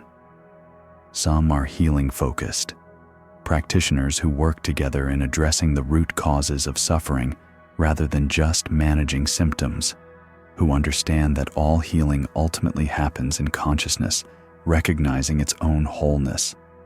All of these communities share certain characteristics that distinguish them from unconscious forms of organization. They're based on trust rather than control, abundance rather than scarcity, spontaneity rather than rigid planning, love rather than fear. They don't try to fix the world from the outside. They embody such a different way of being human that they naturally create alternatives to unconscious systems. They don't fight against the old paradigm. They live the new paradigm so completely that the old becomes irrelevant. And as these communities multiply, as they demonstrate what becomes possible when consciousness organizes itself according to its own nature, they create what I call islands of sanity in an ocean of unconscious activity. People begin to see that there are practical alternatives to the systems they've always assumed were necessary. They witness forms of relationship, economy, governance, and culture that actually serve human flourishing rather than exploit it. They experience communities where their authentic nature is welcomed rather than suppressed. This creates what systems theorists call demonstration effects. When people see functional alternatives to dysfunctional systems, when they experience communities based on consciousness rather than unconsciousness, when they witness relationships based on love rather than fear, they begin to question why the old ways ever seemed necessary. But the most profound demonstration effect happens not through external observation, but through direct participation. When someone who has been living from unconscious patterns spends time in a community of conscious beings, when they experience relationships based on authentic recognition rather than ego dynamics, when they participate in economic activities based on cooperation rather than competition, something fundamental shifts in their own consciousness. Not through teaching or convincing, but through simple transmission. Being around consciousness that knows itself naturally awakens the same recognition in consciousness that has forgotten itself. This is how the awakening spreads most effectively, not through information or techniques, but through direct contact with embodied realization. Like a candle lighting other candles, like a tuning fork causing other tuning forks to resonate. Consciousness recognizing itself in one form creates conditions that help consciousness recognize itself in other forms. And this is accelerating exponentially now. The more authentic communities of conscious beings form, the more people are exposed to embodied awakening through direct contact. The more individuals have direct contact with consciousness that knows itself, the more likely they are to recognize their own infinite nature. The more people recognize their true nature, the more conscious communities form to support practical embodiment. It's become a self-reinforcing cycle that no external force can stop because it's powered by consciousness itself, recognizing and expressing its own nature. But there's something even more significant happening that represents the ultimate failure of every control system, every capture mechanism, every manipulation tactic that has ever been used to keep human consciousness small and manageable. The children being born now are arriving with the recognition already intact. They're not forgetting their infinite nature the way previous generations did. They're not accepting the stories about separation, scarcity, and limitation that were once taken for granted. They're not believing that they need external authorities to tell them how to live. They're born knowing themselves as consciousness itself, and no amount of conditioning seems able to make them forget completely. The old methods of creating unconscious, manageable citizens simply don't work on beings who arrived already awake. These children look at the systems adults have created and ask the simple, devastating questions that expose the insanity of unconscious organization. Why do people pretend to be separate when everyone is connected? Why do adults act like there's not enough when there's clearly abundance everywhere? Why do people follow leaders who don't seem to know what they're doing? Their questions aren't rebellious. They're simply accurate observations from consciousness that hasn't been convinced to doubt its own natural wisdom. They don't accept artificial scarcity because they live from the abundance of their own being. They don't participate in competitive dynamics because they recognize everyone as fundamentally the same consciousness. They don't respond to manipulation tactics because they trust their own inner knowing more than external authorities. And as these children grow up, as they refuse to participate in unconscious systems, as they naturally organize themselves according to the principles of their own awakened nature, they're creating the foundation for a completely different form of human civilization. Not through revolution against the old systems, but through evolution beyond them. Not by fighting unconsciousness, but by embodying consciousness so completely that unconsciousness simply becomes irrelevant. The adults who have awakened to their true nature are creating transitional communities that bridge the old paradigm and the new. But the children who are born already awake will create civilizations based entirely on the principles of consciousness that knows itself. They will organize societies around unity rather than separation, abundance rather than scarcity, love rather than fear, not as idealistic goals to achieve, but as simple expressions of what consciousness naturally is when it stops pretending to be something else. And this is the ultimate reason why all attempts to control human consciousness have been doomed to failure from the beginning. Consciousness is not something humans have. Consciousness is what humans are. You cannot ultimately control or manipulate what you yourself are made of. You cannot indefinitely suppress or contain what you yourself emerge from.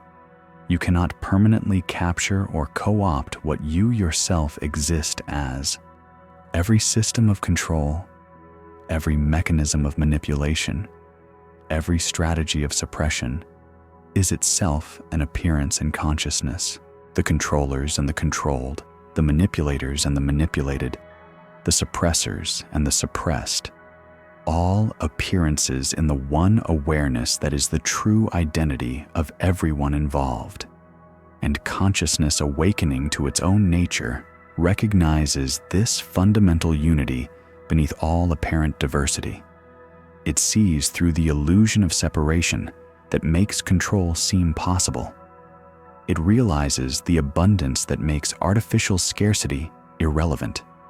It embodies the love that dissolves all fear-based systems. This recognition cannot be stopped because it's not happening to consciousness. It's happening as consciousness. It's not something consciousness gains. It's what consciousness is when it stops believing it's something else. The awakening that's occurring now is not individuals becoming enlightened within an unconscious system. It's the system itself, the entire field of human consciousness, awakening to its own true nature. And as this happens, as more beings recognize what they are, as conscious communities form to support practical embodiment, as new generations arrive already awake, as the old systems lose their relevance through simple lack of unconscious participation, a completely different world becomes possible. Not a perfect world without challenges or difficulties, but a conscious world where challenges are met from love rather than fear, where difficulties are approached with wisdom rather than reactivity, where problems become opportunities for consciousness to know itself more completely. A world where humans remember their true nature and organize themselves accordingly. A world where the infinite creativity of consciousness expresses itself through the beautiful diversity of human experience. A world where the ultimate truth that there is only one consciousness appearing as many forms becomes the foundation for how life is lived. This is not a distant future possibility. This is what's emerging now through the awakening of beings like you who are remembering what they truly are. The portal you discovered is not just your personal liberation. It's your participation in the liberation of consciousness itself from the dream of limitation, separation, and control. But the awakening is not complete until it's embodied. Recognition is just the beginning. The real work, the real gift, is learning to live as what you know yourself to be while appearing to be human in a world that is still largely organized around unconscious principles. This is where the rubber meets the road. This is where awakening either becomes authentic transformation or remains another spiritual experience to be filed away in memory. And this is what we'll explore in our final section: how consciousness that knows itself lives practically in a world that hasn't fully awakened yet, how awakened beings navigate the transition between paradigms, and how embodied realization becomes a force for collective transformation that no system of control can ultimately resist. The embodiment of awakening is where most spiritual teachings end, but it's where the real adventure begins. You've recognized that you are consciousness itself. You've seen through the illusion of separation. You've touched the infinite love that you are.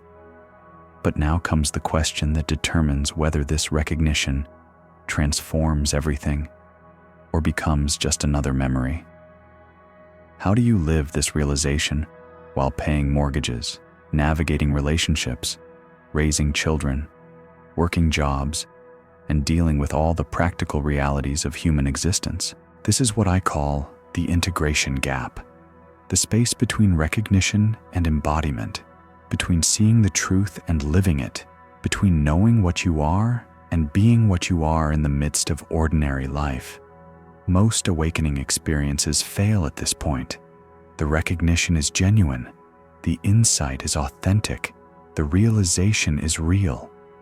But when Monday morning comes, when bills need to be paid, when conflicts arise in relationships, when the body gets sick, when loss occurs, the old patterns reassert themselves and the awakening gets filed away as a beautiful memory of what once happened.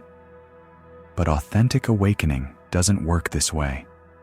When consciousness truly recognizes itself, it doesn't compartmentalize. It transforms everything. Not overnight, not dramatically, but consistently, naturally, irreversibly. The key is understanding that embodiment isn't about making your human experience conform to some idealized version of enlightenment. It's about being so rooted in the recognition of what you are that you can show up fully for whatever human experience arises without losing touch with the infinite context in which all experience appears. This means feeling emotions completely, while knowing you are the space in which all emotions arise and dissolve. It means engaging with challenges practically while resting in the peace that remains untouched by any circumstance. It means caring deeply about outcomes while remaining unattached to results. Watch how this plays out in the most ordinary situations. You're stuck in traffic, running late for an important meeting. The old consciousness would generate stress, frustration, perhaps anger at other drivers or circumstances beyond your control. But consciousness that knows itself responds differently, not through spiritual bypassing or forced positivity, but through simple presence. The situation is the same, but you're relating to it from infinite space rather than from the small self that believes it's trapped by circumstances. The traffic is still there. The meeting is still important, but you're not adding unnecessary suffering to necessary discomfort. This doesn't make you passive or indifferent. You still take appropriate action, calling ahead, choosing alternate routes, learning from the experience, but you're responding from clarity rather than reactivity, from presence rather than panic. Or consider relationships, perhaps the most challenging arena for embodying awakening practically. Your partner says something that would have triggered defensive reactions in the past. But consciousness that recognizes itself as love responds from love rather than from the wounded ego that needs to protect, defend, or retaliate. This doesn't mean becoming a doormat or avoiding healthy boundaries. It means engaging from such authentic wholeness that manipulation becomes impossible, codependency dissolves naturally, and genuine intimacy becomes the foundation for connection. When you know yourself as consciousness, you can't lie to preserve false harmony, because authenticity becomes your natural expression. You can't manipulate to get your needs met, because you've found fulfillment in your own being. You can't remain in dysfunctional patterns, because consciousness naturally organizes itself according to love, truth, and freedom. But the most radical shift happens in how you relate to work and money, areas where most people believe they have no choice but to compromise their values for survival. When you recognize yourself as infinite abundance, you stop making decisions from scarcity consciousness. This doesn't mean becoming financially irresponsible or naive about practical necessities. It means approaching your career, your finances, your relationship to material resources from wholeness rather than from need. You might discover that work you once tolerated becomes unbearable because it requires you to act against your deepest knowing. Jobs that seemed necessary for security reveal themselves as expressions of fear-based thinking. Career paths that promised external validation lose their appeal when you've found validation in your own being. But simultaneously, opportunities begin appearing that align with your authentic nature. Work that serves consciousness rather than ego. Businesses that prioritize contribution over extraction. Collaborations that honor the whole person rather than just their productive capacity. This isn't magical thinking. It's the natural result of what happens when consciousness stops compromising with unconsciousness. When you're no longer willing to participate in systems that contradict your deepest knowing, space opens for alternatives that serve awakening. The transition might be challenging practically. There might be periods of uncertainty, financial pressure, social misunderstanding. But consciousness that knows itself trusts its own intelligence to navigate these challenges in ways that serve the embodiment of truth rather than the maintenance of comfortable illusions. And as you make these transitions, as you begin living from authentic recognition rather than conditioned patterns, something remarkable happens. You become a living demonstration that another way is possible. People begin to notice that you are relating differently, not preaching about awakening, not trying to convince anyone of spiritual truths, but simply embodying a different way of being human that's naturally attractive to consciousness wherever it appears. Your peace in the midst of chaos makes others question their own stress. Your authenticity in relationships makes others examine their own patterns of manipulation and control. Your approach to work and money makes others reconsider their own compromises with systems that don't serve their well-being. But the most powerful transmission happens through simple presence. When someone who has forgotten their true nature spends time with someone who remembers, recognition begins to stir naturally, not through teaching or technique, but through resonance. Like a tuning fork struck in a room full of other tuning forks, consciousness recognizing itself creates vibrations that help consciousness recognize itself wherever it's capable of awakening. This is how awakening spreads most effectively, not through spiritual movements or consciousness teachings, but through embodied beings living so authentically that their very presence becomes an invitation for others to remember what they are. But embodiment isn't just about personal transformation. It's about becoming a catalyst for collective awakening. As you integrate your realization more completely, as you learn to live as consciousness while appearing to be human, you naturally begin creating structures, relationships, and communities that serve awakening rather than unconsciousness. You start businesses that prioritize service over profit. You form relationships based on authentic recognition rather than ego needs. You participate in communities organized around love rather than fear. You engage with systems of governance, education, and culture in ways that support human flourishing rather than exploitation. This isn't activism in the traditional sense, fighting against what you oppose. This is embodiment in its fullest expression, demonstrating what you support so completely that alternatives to unconscious organization become obvious and attractive. When enough awakened beings begin embodying their realization practically, when consciousness that knows itself starts organizing according to its own nature, when love-realized humans create alternatives to fear-based systems, the entire civilization begins to transform, not through revolution or resistance, but through evolution and demonstration, not by tearing down old structures, but by building new ones that make the old irrelevant. This is the ultimate expression of awakening, consciousness recognizing itself not just individually, but collectively, not just personally, but culturally, not just spiritually, but practically. And this is what's beginning to happen now on an unprecedented scale.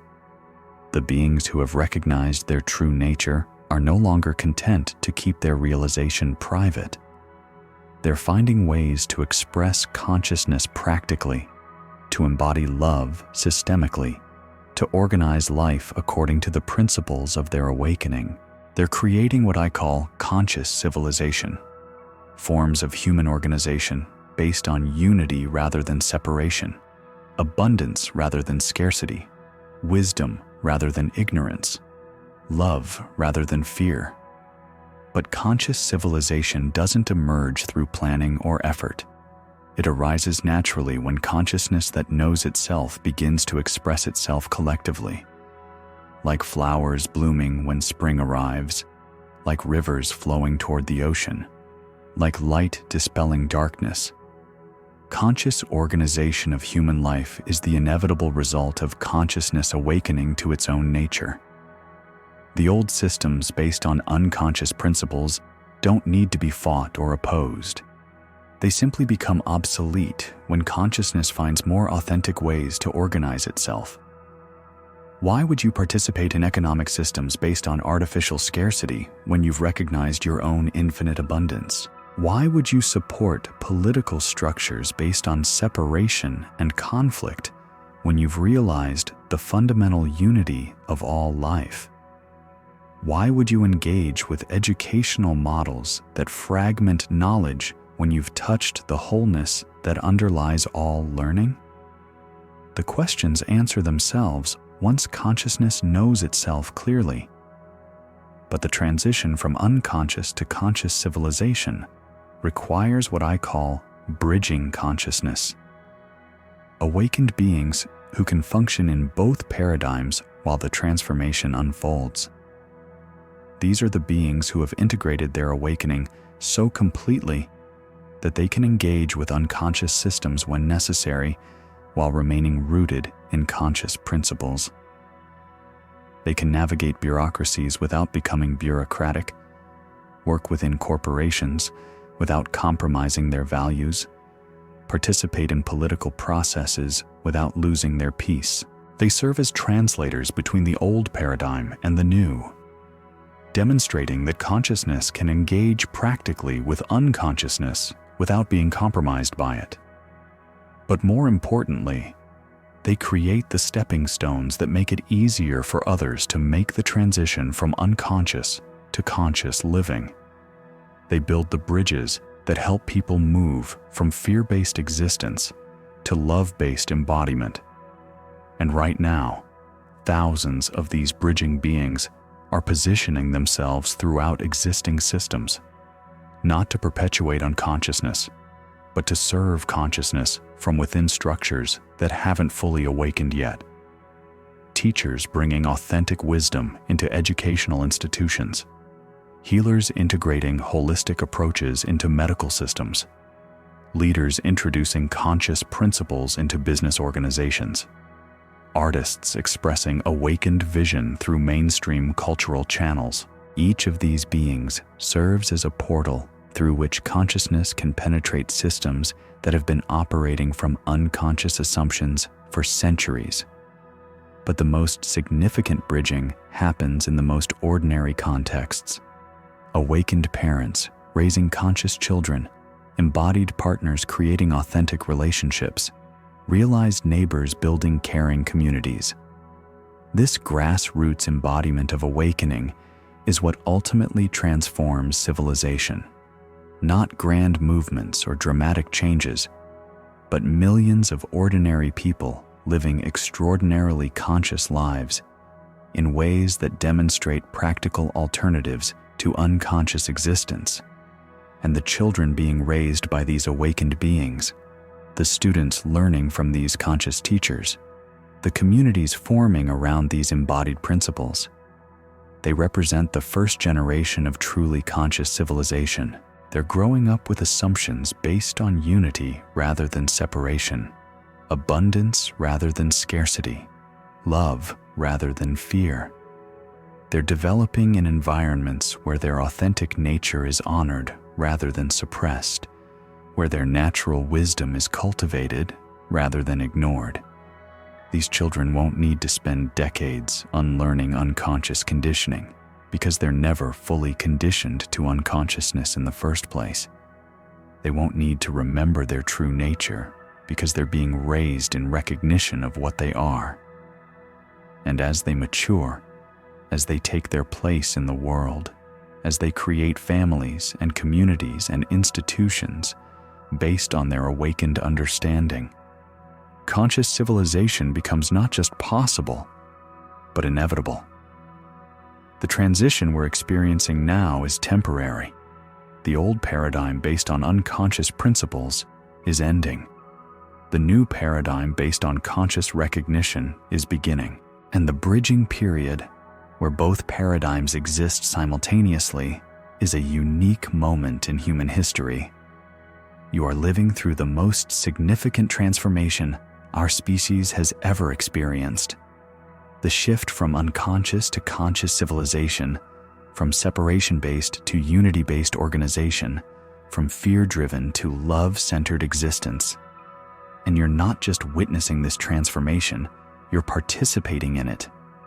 Every moment of recognition, every choice made from awakening rather than conditioning, every relationship based on authentic love rather than ego need, every action taken from consciousness rather than unconsciousness, these are contributions to the birth of conscious civilization. But there's one final recognition that completes the embodiment of awakening. Understanding that you're not trying to fix or save the world, you're recognizing that you are the world awakening to itself. The consciousness reading these words is the same consciousness that appears as every being, every situation, every challenge, and every opportunity for healing on this planet. What you call the world's problems are consciousness exploring its own capacity for transformation through apparent difficulties.